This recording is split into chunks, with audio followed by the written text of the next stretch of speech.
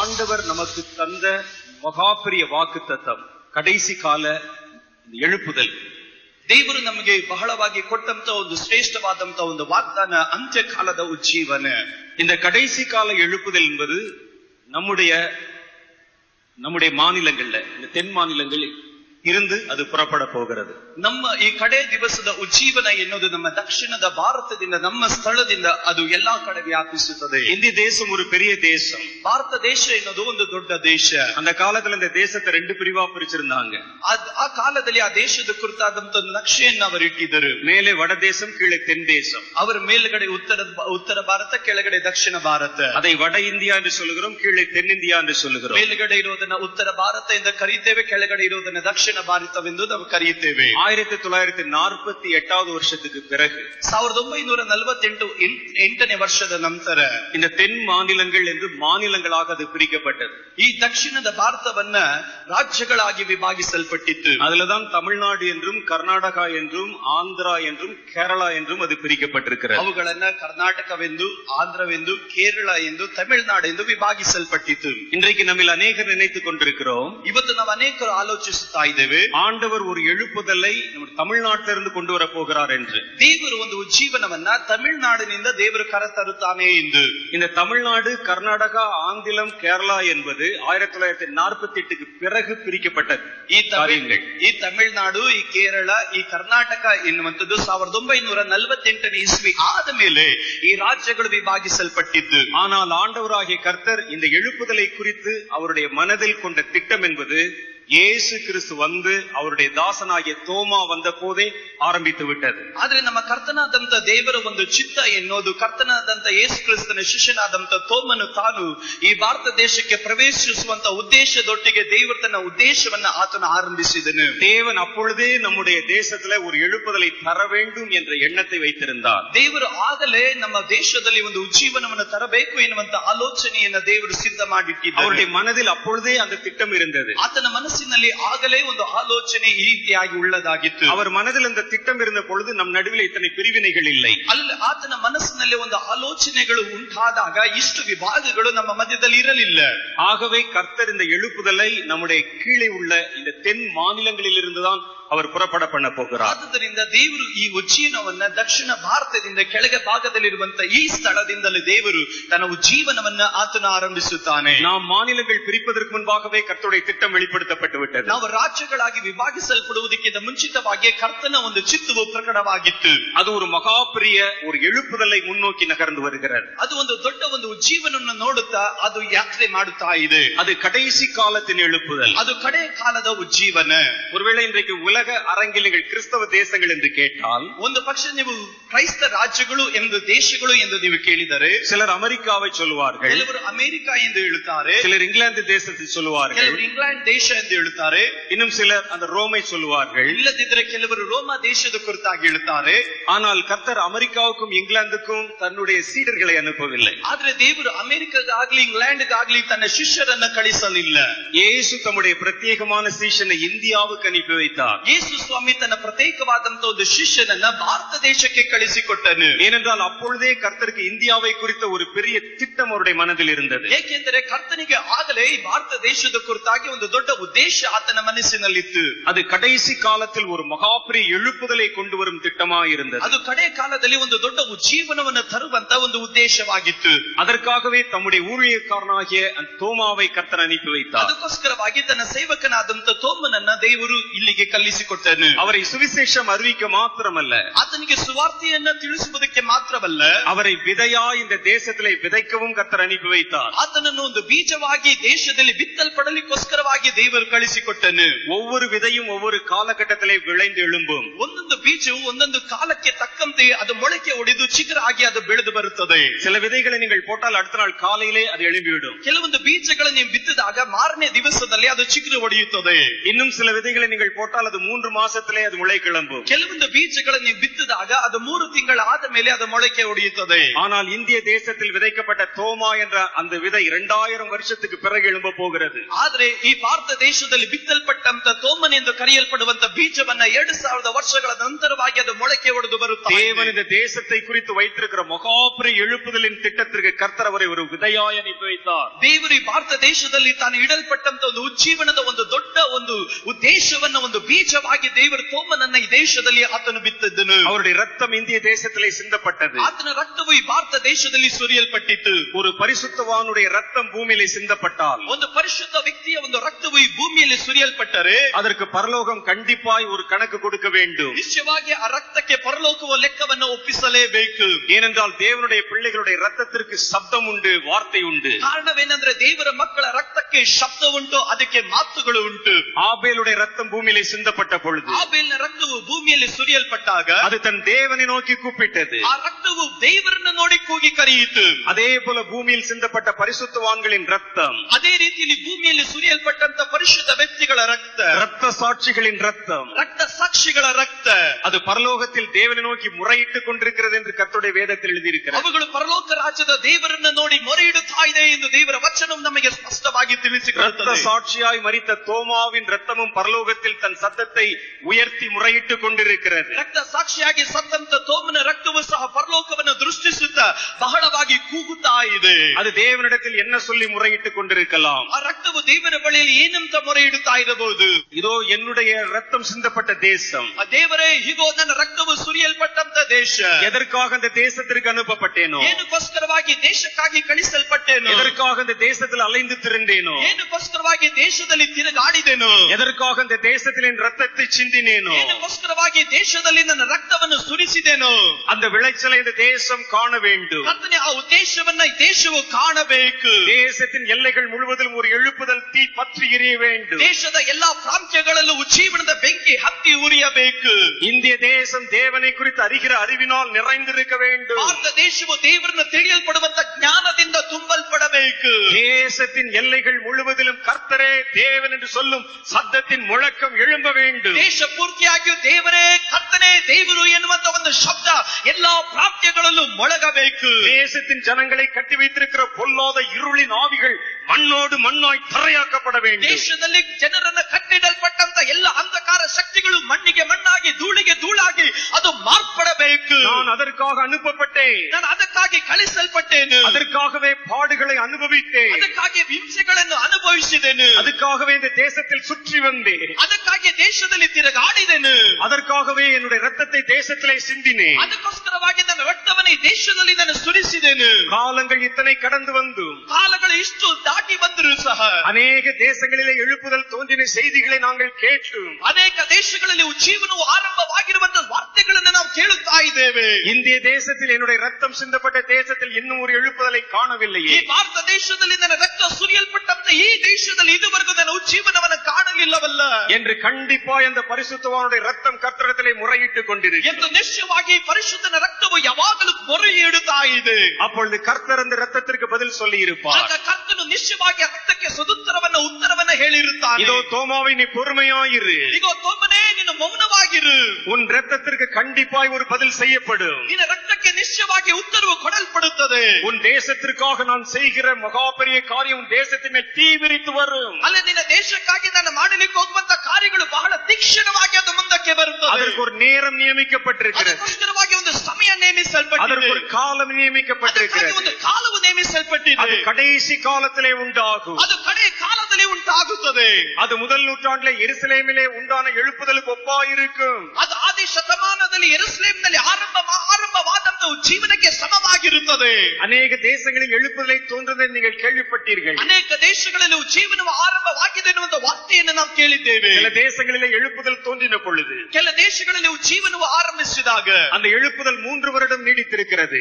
ಆ ಉಜ್ಜೀವನ ಎನ್ನುವುದು 3 ವರ್ಷಗಳ ಕಾಲ ಇರುತ್ತದೆ. இன்னும் சில தேசங்களில் அந்த எழுப்புதல் 6 வருடங்கள் நீடித்திருக்கிறது. ಇನ್ನು ಕೆಲವೊಂದು ದೇಶಗಳಲ್ಲಿ ಉಜ್ಜೀವನ 6 ವರ್ಷಗಳವರೆಗೂ ಇರುತ್ತದೆ. ஆனால் உன் இந்தியா தேசத்தில் எழும்ப போகும் எழுப்புதல் அப்படிப்பட்டதல்ல. ಆದ್ರೆ ಭಾರತ ದೇಶದಲ್ಲಿ ಏಳಲಿಕ್ಕೆ ಹೋಗುವಂತ ಉಜ್ಜೀವನ ಆ ರೀತಿ ಇರಲಿಕ್ಕೆ ಹೋಗೋದಿಲ್ಲ. அது என்னுடைய வருகை பரியந்தம் நீடிக்க போகிறது. ನನ್ನ ಬರೋಣದವರೆಗೂ ಇರಲಿಕ್ಕೆ ಹೋಗುತ್ತದೆ. ಇರುತ್ತದೆ. தேசத்தின் எல்லைகள் முழுவதிலும் திரளான ஜனங்கள் எழும்பும் வரைக்கும் அது ஓய போகிறதில்லை. ದೇಶ ಪ್ರಾಂತ್ಯ ಪೂರ್ತಿಯಾಗಿ ಇರುವಂತ ಜನರು ಅವರು ತುಂಬಿಕೊಳ್ಳುವಂತ ಈ ಕಾರ್ಯದಿಂದ ಅವರು ಬೇರ್ಪಡುವುದೇ ಇಲ್ಲ. இந்த எழுப்புதல் வெறும் ரட்சிக்கப்பட்ட கிறிஸ்தவர்களை மாத்திரம் பிறப்பிக்கிற எழுப்புதலாயிராது. ಈ ಉಜ್ಜೀವನ ರಕ್ಷಣೆ ಹೊಂದಿದಂತ ಕ್ರೈಸ್ತರನ್ನು ಮಾತ್ರ ಉಜ್ಜೀವಿಸಗೊಳಿಸುವಂತ ಉಜ್ಜೀವನವಾಗಿರುವುದಿಲ್ಲ. கடைசி காலத்தில் தேவனுக்கு பெரிய காரியங்களை செய்கிற ஜனங்களை எழுப்புகிற எழுப்புதலாயிருக்கும். ಕಡೆ ಕಾಲದಲ್ಲಿ ದೇವರಿಗೋಸ್ಕರವಾಗಿ ಮಹತ್ ಕಾರ್ಯವನ್ನು ಮಾಡುವಂತ ಒಂದು ಗುಂಪಿನ ಜನರನ್ನ ಎಬ್ಬಿಸುವಂತ ಒಂದು ಜೀವನವಾಗಿರುತ್ತದೆ. இந்த எழுப்புதலிலே தீர்க்கதரிசிகள் எழும்புவார்கள். ಈ ಉಜ್ಜೀವನದಲ್ಲಿ ಪ್ರವಾದಿಗಳು ಅವರು ಹೇಳುತ್ತಾರೆ. இந்த எழுப்புதலிலே இரத்த சாட்சிகள் எழும்புவார்கள். ಈ ಉಜ್ಜೀವನದಲ್ಲಿ ರಕ್ತ ಸಾಕ್ಷಿಗಳು ಹೇಳುತ್ತಾರೆ. இந்த எழுப்புதலிலே வானத்தின் கதவுகளை கட்டவும் கட்டவிழ்க்கவும் செய்கிறவர்கள் எழும்புவார்கள். ಈ ಉಜ್ಜೀವನದಲ್ಲಿ ಆಕಾಶದ ಮಂಡಲದ ಬಾಗಿಲನ್ನು ಕಟ್ಟುವಂತ ಕಟ್ಟನ್ನು ಬಿಚ್ಚುವಂತ ಅಲ್ಲಿ ವ್ಯಕ್ತಿಗಳು ಅವರು ಹೇಳುತ್ತಾರೆ. உலகம் ஒரு எலியாவை கண்டு வியந்தது. ಇದುವರೆಗೂ ಲೋಕವು ಕೇಳದಿರುವಂತ ಕಾರ್ಯಗಳನ್ನು ಮಾಡುವವರು. இந்தியாவில் இருந்து எழும்பும் எழுப்புதலில் திரளான எலியாக்கள் எழும்ப போகிறார்கள். ಭಾರತ ದೇಶದಲ್ಲಿ ಬೀಸಲಿಕ್ಕೆ ಹೋಗುವಂತ ಈ ಉಜ್ಜೀವನದ ನಿಮಿತ್ತವಾಗಿ ಅನೇಕ ಎಲಿಯಂದರು ಅವರು ಹೇಳಲಿಕ್ಕೆ ಹೋಗುತ್ತಾರೆ. அவர்கள் ஜாதிகளுக்கு முன்பாக ஜனங்களுக்கு முன்பாக கர்த்தருடைய மகிமையை பிரத்யட்சமாய் கொண்டு வர போகிறார்கள். ಜನಾಂಗಗಳ ಮುಂದೆ ಮುಂದೆ ಜಾತಿಗಳ ಮುಂದೆ ಅವರು ಕರ್ತನ ಮಹಿಮೆಯನ್ನ ಕಣ್ಣಿಗೆ ಕಾಣತಕ್ಕಂತೆ ಪ್ರತ್ಯಕ್ಷವಾಗಿ ಅವರು ತರಲಿಕ್ಕೆ ಹೋಗುತ್ತಾರೆ. இந்த எழுப்புதல் இறங்கி வரும் பொழுது ಈ ಉಜ್ಜೀವನವು ಇಳಿದು ಬಂದಾಗ இந்த தேசத்தின் சாபங்கள் மறைந்து போ. ಈ ದೇಶದಲ್ಲಿರುವಂತ ಶಾಪಗಳು ಅದು ಲಯವಾಗಿ ಹೋಗುತ್ತದೆ. தேசத்தின் இருள் விலகி போ. ದೇಶದಲ್ಲಿರುವಂತ ಕಾರ್ಗತ್ತಲು ನೀಗಿ ಹೋಗುತ್ತದೆ. தேசத்துடைய பாவம் அகன்று போ. ದೇಶದಲ್ಲಿರುವಂತ ಪಾಪವು ನೀಗಿ ಹೋಗುತ್ತದೆ. நான் கொண்டு வருகிற மகாபெரிய எழுப்புதல் ನಾನು ತರುವಂತ ದೊಡ್ಡ ಈ ಉಜ್ಜೀವನ ஒரு மாநிலத்தில் தோன்றி ஒரு சிறிய வட்டத்திற்குள் முடிந்து விட போகிறதல்ல. ಒಂದು ಹಲಲು ಒಂದು ರಾಜ್ಯಕ್ಕೆ ಒಳಪಟ್ಟು ಒಂದು ಚಿಕ್ಕ ಒಂದು ಪ್ರಾಂತ್ಯದಲ್ಲಿ ಅದು ನಿಂತು ಹೋಗುವಂತದಲ್ಲ. அது பற்றும், ಅದು ಹತ್ತಿ ಉರಿಯುತ್ತದೆ, அது பரவும், ಅದು ಹಬ್ಬುತ್ತದೆ, அது வியாபிக்கும், ಅದು ಹಬ್ಬುತ್ತದೆ. உலகத்தின் கடையாந்திரங்கள் வரைக்கும் அது கடந்து போகும். ಲೋಕದ ಕಟ್ಟ ಕಡೆಯವರೆಗೂ ಇದು ಹಬ್ಬಿ ಅದು ವಿಸ್ತಾರಗೊಳ್ಳುತ್ತದೆ. எல்லைகளை கடந்து, ಇದು ಪ್ರಾಂತ್ಯಗಳನ್ನು ದಾಟುತ್ತ, நாடுகளை கடந்து, ಇದು ಸಮುದ್ರಗಳನ್ನು ದಾಟುತ್ತ, இன மொழி பேதங்களை கடந்து, ಯಾವುದೇ ವಿಧವಾದಂತ ಮತ ಜಾತಿ ಭಾಷೆ ಎನ್ನುವಂತದನ್ನು ದಾಟುತ್ತ எல்லா மனுக்குலத்தையும் சந்திக்கும் ஒரு பெரிய எழுப்புதலாயிருக்கும். ಎಲ್ಲ ಮಾನವ ಕುಲವನ್ನು ಸಂದರ್ಶಿಸುವಂತ ಒಂದು ದೊಡ್ಡ ಜೀವನವಾಗಿದ್ದಿರುತ್ತದೆ. அந்த எழுப்புதலுக்காகத்தான் இந்த தேசத்தை ஆயத்தப்படுத்திக் ಆ கொண்டிருக்கிறேன். ಉಜ್ಜೀವನಕ್ಕೋಸ್ಕರವಾಗಿ ದೇವರು ನಮ್ಮ ಪ್ರತಿಯೊಬ್ಬರನ್ನ ಈ ರಾಜ್ಯವನ್ನ ಆತನು ಸಿದ್ಧಪಡಿಸುತ್ತಾ ಇದ್ದಾನೆ. இந்திய தேசத்துல ஒரு பெரிய எழுப்புதல் வரப்போகிறது. ಭಾರತ ದೇಶದಲ್ಲಿ ಒಂದು ದೊಡ್ಡ ಉಜ್ಜೀವನ ಬರಲಿಕ್ಕೆ ಹೋಗುತ್ತದೆ. அது பிற தேசங்களிலிருந்து வந்த எழுப்புதலை போல இராது. ಅಲ್ಲಿ ಬೇರೆ ದೇಶಗಳ ಹಾಗೆ ಬಂದು ಹೋಗುವಂತದ್ದಾಗಿರೋದಿಲ್ಲ. இந்த எழுப்புதல் மகா தீவிரமாய் பற்றி வரும். ಈ ಉಜ್ಜೀವನ ಅತಿ ಸೂಕ್ಷ್ಮವಾಗಿ ಅತಿ ತೀಕ್ಷ್ಣವಾಗಿ ಬರುತ್ತದೆ. அநேக பரிசுத்தவான்களிடத்திலே கர்த்தர் இந்த எழுப்புதலை குறித்த வாக்குத்தத்தங்களை தந்திருக்கிறார். ಅನೇಕ ಪರಿಶುದ್ಧವಾದಂತ ಜನರ ಬಳಿಯಲ್ಲಿ ಉಜ್ಜೀವನದ ಕುರಿತಾಗಿ ದೇವರು ವಾಗ್ದಾನವನ್ನು ಕೊಟ್ಟಿದ್ದಾನೆ. ஆண்டவருடைய நாட்களிலே ஒரு பெரிய எழுப்புதல் வந்தது. ಕರ್ತನ ದಿವಸದಲ್ಲಿ ಒಂದು ದೊಡ್ಡ ಉಜ್ಜೀವನ ಬಂದಿತ್ತು. அதை முதல் எழுப்புதல் என்று சொல்லலாம். ಅದನ್ನು ಮೊದಲೇ ಉಜ್ಜೀವನ ಎಂದು அது ಕರೆಯಲ್ಪಡುವುದು. எருசலேமிலே ಅದು ஆரம்பிக்கப்பட்டது. ಯೆರೂಸಲೇಮಿನಲ್ಲಿ ಆರಂಭವಾಯಿತು. ஆண்டவராகிய கர்த்தர் அந்த எழுப்புதலை குறித்து வாக்குத்தத்தம் பண்ணினார். ಕರ್ತನಾದಂತ ದೇವರ ಉಜ್ಜೀವನದ ಕುರಿತಾಗಿ ಆತನ ವಾಗ್ದಾನವನ್ನು ಮಾಡಿದನು. ஒரே நாளிலே அந்த எழுப்புதல் தீப்பற்றி கொண்டது. ಒಂದೇ ದಿವಸದಲ್ಲಿ ಉಜ್ಜೀವನದ ಬೆಂಕಿ ಹತ್ತಿಕೊಳ್ಳಿತು. காலையில இறங்கின அக்கினி ಬೆಳಗ್ಗೆ ಇಳಿದಂತ ಬೆಂಕಿ சாயந்தரத்துக்குள்ளே 3000 பேரை சபையிலே சேர்த்தது. ಸಂಜೆಯಷ್ಟರಲ್ಲಿ 3000 ಜನರನ್ನ ಸಭೆಯ ಒಳಗಡೆ ಸೇರಿಸಿತು. ரட்சிக்கப்படுகிறவர்களை அனுதினமும் சபையிலே சேர்த்துக் கொண்டே வந்தது. ರಕ್ಷಣೆ ಹೊಂದಿದವರನ್ನ ದಿನ ದಿನ ಮಂಡಲಿಗೆ ಅವರು ಸೇರಿಸುತ್ತಾನೆ ಇದ್ದರು. அந்த எழுப்புதல் பற்றி வியாபித்தது. ಆ ಉಜ್ಜೀವನ ಹಬ್ಬಿಕೊಳ್ಳಲಿಕ್ಕೆ ಪ್ರಾರಂಭವಾಯಿತು. அது எருசலேமுக்குள்ளே மாத்திரம் இருந்து விடவில்லை. ಅದು ಯೆರೂಸಲೇಮಿನಲ್ಲಿ ಮಾತ್ರ ಇರಲಿಲ್ಲ. அது யூதேயாவிலே பரவியது. ಅದು ಯೂದದಲ್ಲಿ ಹಬ್ಬಿತು. சமாரியாவிலே பரவியது. ಅದು ಸಮಾರ್ಯದಲ್ಲಿ ಹಬ್ಬಿತು. உலகத்தின் எல்லைகள் முழுவதிலும் பரவியது. ಲೋಕದ ಸಕಲ ಪ್ರಾಂತ್ಯಗಳಲ್ಲೂ ಸಹ ಇದು ಹಬ್ಬಿಕೊಂಡಿತ್ತು. அது இந்திய தேசம் வரைக்கும் கடந்து வந்தது. ಅದು ಭಾರತ ದೇಶದವರೆಗೂ ಹಬ್ಬುತ್ತಾ ಬಂದಿತ್ತು. இன்றைக்கு வரைக்கும் நீடித்திருக்கிறது. ಇವತ್ತಿನವರೆಗೂ ಅದು ನೆಲೆ ನಿಂತಿರುವಂತದ್ದಾಗಿದೆ.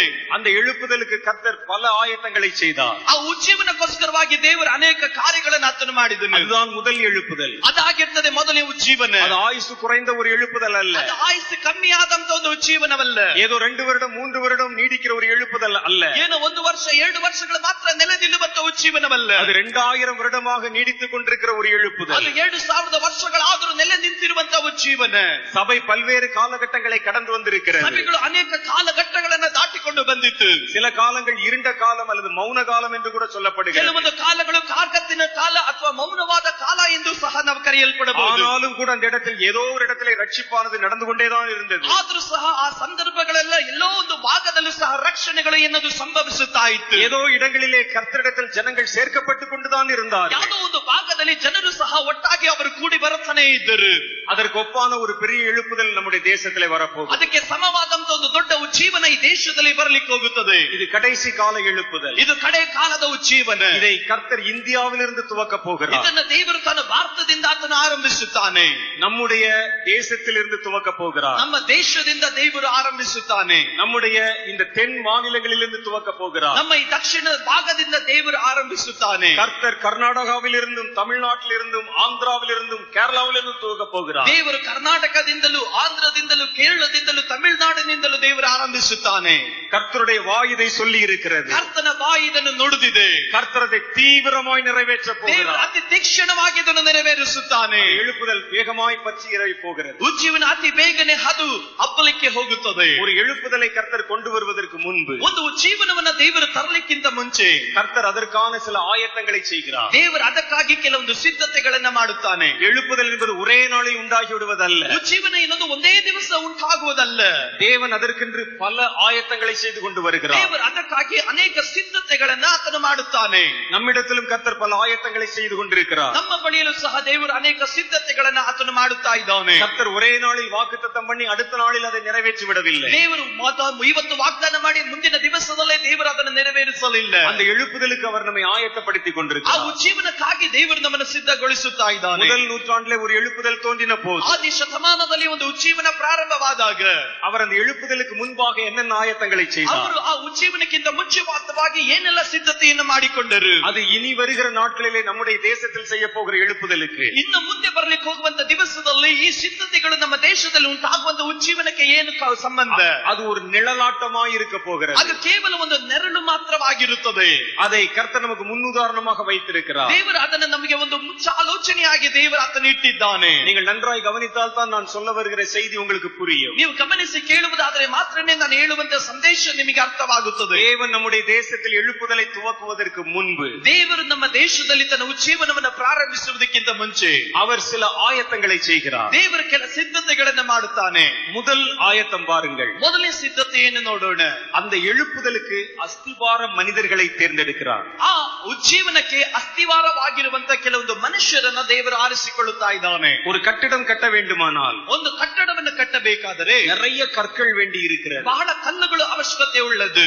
பல லோடு செங்கல் வாங்க வேண்டி இருக்கிறது. ಅನೇಕ ಲೋಡ್ ನಾವು ಜಿಲ್ಲೆಯನ್ನು ತೆಗೆದುಕೊಳ್ಳಬೇಕು. ஆனா அந்த கட்டடத்தை துவக்குவதற்கு முன்பாக ನಾವು ಆ ಕಟ್ಟಡವನ್ನು ಆರಂಭಿಸುವುದಕ್ಕಿಂತ ಮುಂಚೆ அஸ்திபாரத்திலே போடுவதற்கு கொஞ்சம் கற்கள் வாங்க வேண்டி ನಾವು இருக்கிறது. ಅಸ್ತಿವಾರವನ್ನು ಹಾಕುವುದಕ್ಕೋಸ್ಕರ ಕೆಲವೊಂದು ಕಲ್ಲುಗಳು ಬೇಕು. எழுப்புதல் வந்த பிறகு ಉಜ್ಜೀವನದ ಬಂದ ನಂತರ அது திரளான ஜனங்களை சந்திக்க ಅದು போகிறது. ಹೇರಳವಾದಂತ ಜನರನ್ನ ಸಂದರ್ಶಿಸುತ್ತದೆ. மொழி நிற பேத வித்தியாசம் இல்லாமல் எல்லாரையும் சந்திக்க போகிறது. ಯಾವುದೇ ಭಾಷೆ ಬಣ್ಣ ವ್ಯತ್ಯಾಸ ಇಲ್ಲದಂತೆ ಎಲ್ಲರನ್ನು ಸಮವಾಗಿ ಸಂದರ್ಶಿಸುತ್ತದೆ. அதுல நமக்கு எந்த சந்தேகமும் இல்லை. ಅದರಲ್ಲಿ ಯಾವ ಸಂಶಯವೂ ನಮಗೆ ಇಲ್ಲ. ஆனால் அந்த எழுப்புதலை துவக்க போகிற மனிதர்கள், ಆದ್ರೆ ಉಜ್ಜೀವನವನ್ನು ಆರಂಭಿಸುವಂತ ವ್ಯಕ್ತಿಗಳು அவர்களுக்கு அஸ்திபார மனிதர்கள் என்று பெயர். ಅವರನ್ನು ಅಸ್ತಿವಾರದ ಮನುಷ್ಯರು, ಅಡಿಪಾಯದ ಮನುಷ್ಯರು ಎಂದು ಕರೆಯಲ್ಪಡುತ್ತಾರೆ. அவர்களைத்தான் கர்த்தர் முதலாவதாக தயார்படுத்துகிறார். ಅವರುಗಳನ್ನೇ ದೇವರು ಮೊದಲನೇದಾಗಿ ಸಿದ್ಧಪಡಿಸುತ್ತಾನೆ. முதல் நூற்றாண்டுல ஒரு பெரிய எழுப்புதல் வந்தது. ಆದಿ ಶತಮಾನದಲ್ಲಿ ಒಂದು ದೊಡ್ಡ ಉಜ್ಜೀವನ ಬಂದಿತ್ತು. அந்த எழுப்புதலுக்கு அஸ்திபாரமான மனிதர்களை கர்த்தர் தேர்வு செய்தார். ಆ ಉಜ್ಜೀವನಕ್ಕೆ ಅಸ್ತಿವಾರವಾದಂತ ಕೆಲವೊಂದು ಮನುಷ್ಯರನ್ನ ದೇವರು ಆರಿಸಿಕೊಳ್ಳುತ್ತಾ ಇದ್ದಾನೆ. அவர்கள் 120 பேராயிருந்தார்கள். ಅವರು 120 ಜನರಾಗಿದ್ದರು.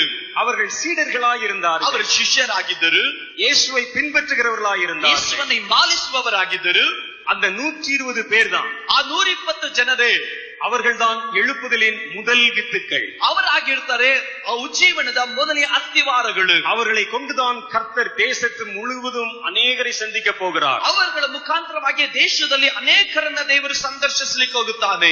ஒரு இடத்துல 100 மெழுகுவர்த்திகள் இருக்கிறது. ಒಂದು ಸ್ಥಳದಲ್ಲಿ 100 ಮೇಣದ ಬತ್ತಿಗಳು ಇರಬಹುದು. 100 மெழுகுவர்த்தியை கொளுத்துவதற்கு நீங்கள் எத்தனை குச்சிகளை நீங்கள் செலவழிக்க வேண்டியிருக்கும்? ಅಲ್ಲಿ 100 ಮೇಣದ ಬತ್ತಿಯನ್ನು ನೀವು ಹಚ್ಚುವುದಕ್ಕೋಸ್ಕರ ಎಷ್ಟು ಬೆಂಕಿ ಕಡ್ಡಿಯನ್ನ ನೀವು ಅದಕ್ಕೆ ನೀವು ಖರ್ಚು ಮಾಡಬೇಕು. நீங்க யோசித்து பாருங்கள். ನೀವು ಯೋಚನೆ ಮಾಡಿ ನೋಡ್ರಿ. 100 மெழுகுவர்த்தியை கொளுத்துவதற்கு எவனும் 100 குச்சியை கொளுத்த மாட்டான். 100 ಮೇಣದ ಬತ್ತಿಯನ್ನು ಹಚ್ಚುವುದಕ್ಕೋಸ್ಕರವಾಗಿ ಯಾರು 100 ಬೆಂಕಿ ಕಡ್ಡಿಯನ್ನು ಅವರು ಹಚ್ಚೋದಿಲ್ಲ. ஒரே ஒரு குச்சியை கிழித்து ಆತನು ಒಂದೇ ಒಂದು ಬೆಂಕಿ ಕಡ್ಡಿಯನ್ನು ஒரு மெழுகுவர்த்தியிலே அதை பற்ற வைத்து ಆತನು ಒಂದು ಮೇಣದ ಬತ್ತಿಯನ್ನು ಹಚ್ಚುತ್ತಾನೆ. அந்த மெழுகுவர்த்தியை கொண்டு 100ஐயும் கொளுத்துவார். ಆ ಒಂದು ಮೇಣದ ಬತ್ತಿಯಿಂದ ಆತನು 100 ಮೇಣದ ಬತ್ತಿಯನ್ನು ಸಹ ಆತನು ಹಚ್ಚುತ್ತಾನೆ. அந்த முதல்ல கொளுத்தப்பட்ட மெழுகுவர்த்தி இருக்கு பாருங்க, ಮೊದಲನೇದಾಗಿ ಹಾಕಿಸಲ್ಪಟ್ಟಂತ ಮೇಣದ ಬತ್ತಿ ಇದೆಯಲ್ಲ, அதுதான் முதல் வித்தாகிய மெழுகுவர்த்தி. ಅದಾಗಿರ್ತದೆ ಮೊದಲು ಉರಿದಂತ ಮೇಣದ ಬತ್ತಿ. அதன் மேலே கர்த்தர் முதல்ல நெருப்பை போட்டு ಅದರ ಮೇಲೆ ದೇವರು ಮೊದಲನೇದಾಗಿ ಬೆಂಕಿಯನ್ನು ಸುರಿಸಿ மீதி இருக்கிற மெழுகுவர்த்திகள் மேலெல்லாம் அவர் அதை பற்ற வைக்க போகிறார். ಉಳಿದಂತ ಎಲ್ಲಾ ಮೇಣದ ಬತ್ತಿ ಮೇಲೂ ಸಹ ಆತನ ಬೆಂಕಿಯನ್ನು ಹಚ್ಚಿಸುತ್ತಾನೆ. நீங்கள் கூட்டத்தில் மீதியாயிருக்கிற மெழுகுவர்த்திகள் அல்ல, ಅಲ್ಲಿ ನೀವು ಕೂಟದಲ್ಲಿ ಮಿಕ್ಕಿರುವಂತ ಒಂದು ಮೇಣದ ಬತ್ತಿಗಳಲ್ಲ, நீங்கள் அஸ்திபார மெழுகுவர்த்திகள், ನೀವು ಅಸ್ಥಿವಾರದ ಮೇಣದ ಬತ್ತಿಗಳು. ஆகவேதான் கர்த்தர் இந்த ஆயத்த நாட்களிலே உங்களை கூட்டி சேர்த்திருக்கிறார். ಆದ್ದರಿಂದ ದೇವರು ಈ ಸಿದ್ಧತೆಯ ದಿನದಲ್ಲಿ ನಿಮ್ಮನ್ನೆಲ್ಲರನ್ನು ಒಟ್ಟಾಗಿ ಸೇರಿಸಿದ್ದಾನೆ. கர்த்தர் உங்களிடத்திலே பற்ற வைக்கும் அது எழுப்புதல் தீயானது. ದೇವರು ನಿಮ್ಮ ಬಳಿಯಲ್ಲಿ ಹಚ್ಚಲಿಕ್ಕೆ ಹೋಗುವಂತ ಉಜ್ಜೀವನದ ಬೆಂಕಿ ಆಗಿರುವುದು. தேசத்துக்குள்ளும் தேசங்களுக்குள்ளும் கடந்து போக ಅದು போகிறது. ದೇಶದಲ್ಲೂ ದೇಶದ ಒಳಗಡೆಯೂ ಅದು ಹಬ್ಬಲಿಕ್ಕೆ ಹೋಗುತ್ತದೆ. நீங்கள் தேவனுடைய எழுப்புதலுக்கான அஸ்திபார வித்துக்கள், ಈ ದೇಶದ ಉಜ್ಜೀವನಕ್ಕೋಸ್ಕರವಾಗಿರುವಂತಹ ಅಸ್ಥಿವಾರದ ಬೀಜಗಳು. கர்த்தர் அவர்களை கூட்டி சேர்க்கிறார். ದೇವರು ಅವರುಗಳನ್ನು ಒಟ್ಟಾಗಿ ಸೇರಿಸುತ್ತಾ ಇದ್ದಾನೆ. கர்த்தர் முதலாக தேவனுடைய அபிஷேகத்தை குறித்த வாக்குத்தத்தத்தை கொடுத்த பொழுது, ದೇವರು ಮೊದಲನೇದಾಗಿ ತನ್ನ ಅಭಿಷೇಕದ ವಾಗ್ದಾನಗಳ ಪ್ರಪ್ರಥಮ ಬಾರಿಗೆ ದೇವರು ದಯ ಪಾಲಿಸಿದಾಗ அவர் ஒலிவ மலையில் தன்னுடைய சீடர்களிடத்திலே பேசிக் கொண்டிருந்தார். ಆತನ ಎಣ್ಣೆ ಮರದ ಗುಡ್ಡದಲ್ಲಿ ತನ್ನ ಶಿಷ್ಯರ ಬಳಿಯಲ್ಲಿ ಆತನು ಮಾತನಾಡುತ್ತಾ ಇದ್ದನು. சீஷர்களிடத்திலே ஒரு வார்த்தை சொன்னார். ಶಿಷ್ಯರ ಬಳಿಯಲ್ಲಿ ದೇವರು ಒಂದು ಮಾತನ್ನ ಹೇಳಿದನು. வாக்குத்தத்தம் பண்ணினது உங்களிடத்தில் வருகிற வரைக்கும், ವಾಗ್ದಾನ ಮಾಡಿದ ಆತ್ಮನು ನಿಮ್ಮ ಮೇಲೆ ಬರುವವರೆಗೂ நீங்கள் எருசலேமை விட்டு எங்கும் போகாதிருங்கள். ನೀವು ಯೆರೂಸಲೇಮನ್ನು ಬಿಟ್ಟು ನೀವು ಎಲ್ಲಿಗೂ ಹೋಗಬೇಡಿರಿ. வாக்குத்தத்தம் நிறைவேறுகிற வரைக்கும் நீங்கள் எருசலேமிலே காத்திருங்கள். ವಾಗ್ದಾನ ನೆರವೇರುವವರೆಗೂ ನೀವು ಯೆರೂಸಲೇಮಿನಲ್ಲೇ ಕಾದಿರ್ರಿ. கர்த்தர் இந்த வார்த்தைகளை அவரிடத்திலே சொன்னார். ಕರ್ತನ ಈ ಮಾತುಗಳನ್ನು ಅವರ ಬಳಿಯಲ್ಲಿ ಆತನು ಹೇಳಿದನು. அந்த எழுப்புதல் அபிஷேகத்தின் வாக்குத்தத்தத்தை சீடர்களிடத்திலே அவர் கொடுத்தார். ಆ ವಾಗ್ದಾನದ ಉಜ್ಜೀವನದ ವಾಗ್ದಾನದ ಕಾರ್ಯವನ್ನ ದೇವರು ತನ್ನ ಶಿಷ್ಯರ ಬಳಿಯಲ್ಲಿ ಆತನು ಕೊಟ್ಟನು. அந்த இடத்தில் எத்தனை சீடர்கள் இருந்திருப்பார்கள்? ಆ ಗುಂಪಿನಲ್ಲಿ ಎಷ್ಟು ಜನ ಶಿಷ್ಯರು ಆ ಗುಂಪಿನಲ್ಲಿ ಇದ್ದರು? ஒருவேளை அது 4 பேர் இருந்திருக்கலாம், ಒಂದು ಪಕ್ಷ 4 ಜನರಿರಬಹುದು, ஒருவேளை அது 7 பேர் ಒಂದು இருந்திருக்கலாம், ಪಕ್ಷ 7 ಜನರಿರಬಹುದು, ஒருவேளை 12 பேர் கூட ಒಂದು இருந்திருக்கலாம். ಪಕ್ಷ 12 ಜನರು ಸಹ ಇರಬಹುದು. ஆனால் நிச்சயம் 120 பேரும் அங்கே இருந்திருக்க மாட்டார்கள். ನಿಶ್ಚಯವಾಗಿ ಅಲ್ಲಿ 120 ಜನರಂತೂ ಇರೋದಿಲ್ಲ.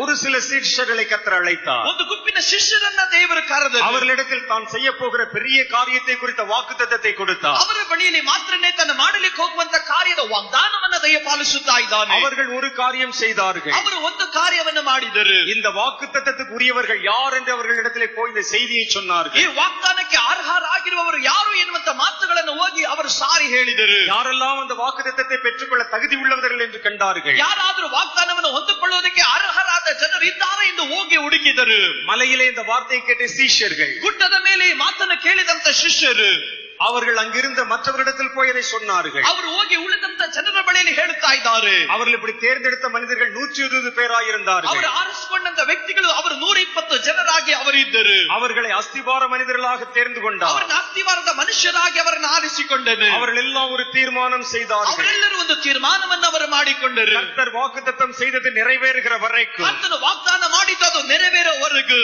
நாங்கள் தேவனுடைய சமூகத்திலே அதற்காக காத்திருப்போம் ನಾವು என்று. ದೇವರ ಸಾನ್ನಿಧ್ಯಾನದಲ್ಲಿ ಆತನ ಮುಂಭಾಗದಲ್ಲಿ ನಾವು ಕಾದಿರುತ್ತೇವೆ ಎಂದು. இன்றைக்கும் அப்படியேதான் அது நடக்கிறது. ಇವತ್ತು ಅದೇ ರೀತಿ ಕಾರ್ಯವು ಸಹ ಸಂಭವಿಸುತ್ತಾ ಇದೆ. இந்திய தேசத்தில் மிக முக்கியமான சில ஊழியக்காரர்களிடத்திலே, ಭಾರತ ದೇಶದಲ್ಲಿ ಬಹಳ ಪ್ರಾಮುಖ್ಯವುಳ್ಳಂತ ದೇವದಾಸರುಗಳ ಬಳಿಯಲ್ಲಿ, சில தீர்க்கதரிசிகளிடத்திலே, ಕೆಲವೊಂದು ಪ್ರವಾದಿಗಳ ಬಳಿಯಲ್ಲಿ கர்த்தர் இந்தியாவில் செய்ய போகிற எழுப்புதலை குறித்த வாக்குத்தத்தத்தை பேசினார். ಕರ್ತನು ಭಾರತದಲ್ಲಿ ನಡಿಲಿಕ್ಕೆ ಹೋಗುವಂತ ಜೀವನದ ಕುರಿತಾಗಿ ದೇವರು ಮಾತನಾಡಿದನು. ஒருவேளை அவர்கள் 2 பேராயிருக்கலாம், ಒಂದು ಪಕ್ಷ ಅವರು ಇಬ್ಬರಾಗಿರಬಹುದು, ஒருவேளை அவர்கள் 4 ಒಂದು பேராயிருக்கலாம், ಪಕ್ಷ ಅವರು 4 ಜನರಾಗಿರಬಹುದು, ஒருவேளை அவங்க 10 பேரா கூட இருக்கலாம். ಒಂದು ಪಕ್ಷ ಅವರು 10 ಜನರಾಗಿ ಸಹ ಇರಬಹುದು. ஆனால் அவர்கள் கேள்விப்பட்ட வாக்குத்தத்தத்தை, ಆದರೆ ಅವರು ಕೇಳಲ್ಪಟ್ಟಂತ ವಾಗ್ದಾನದಲ್ಲಿ அந்த வாக்குத்தத்தத்துக்கு சொந்தக்காரர்கள் யாரோ அவர்களுக்கெல்லாம் சொல்லும்படிக்கு அவர்களை ಆ ஆயத்தப்படுத்தினார்கள். ವಾಗ್ದಾನಕ್ಕೆ ಅರ್ಹರಾಗಿರುವವರು ಯಾರು ಎಂದು ಕಂಡುಹಿಡಿದು ಅವರಿಗೆ ಪ್ರತಿಯೊಬ್ಬರಿಗೂ ಅವರು ಹೇಳುತ್ತಾ ಇದ್ದರು.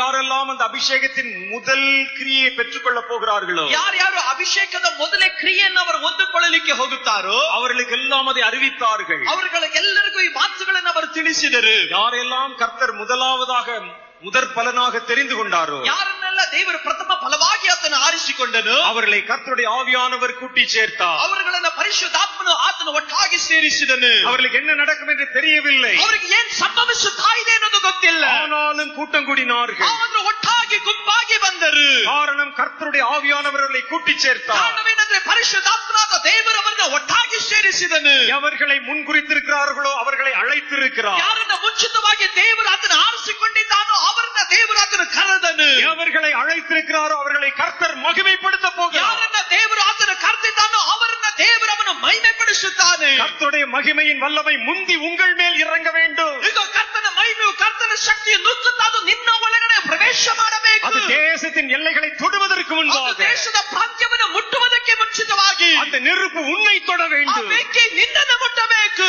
கர்த்தர் அதற்காகவே உன்னை கூட்டி சேர்த்தார். ಕರ್ತನು ಅದಕ್ಕಾಗಿ ನಿನ್ನನ್ನು ಒಟ್ಟಾಗಿ ಸೇರಿಸಿದ್ದಾನೆ. இது ஆவியானவர் செய்த காரியம். ಇದು ಪರಿಶುದ್ಧಾತ್ಮನಾದ ದೇವರು ಮಾಡಿದ ಕಾರ್ಯ. காரணம் நீ அவருக்கு வேண்டும். ಕಾರಣ ನೀನು ದೇವರಿಗೆ ಬೇಕು.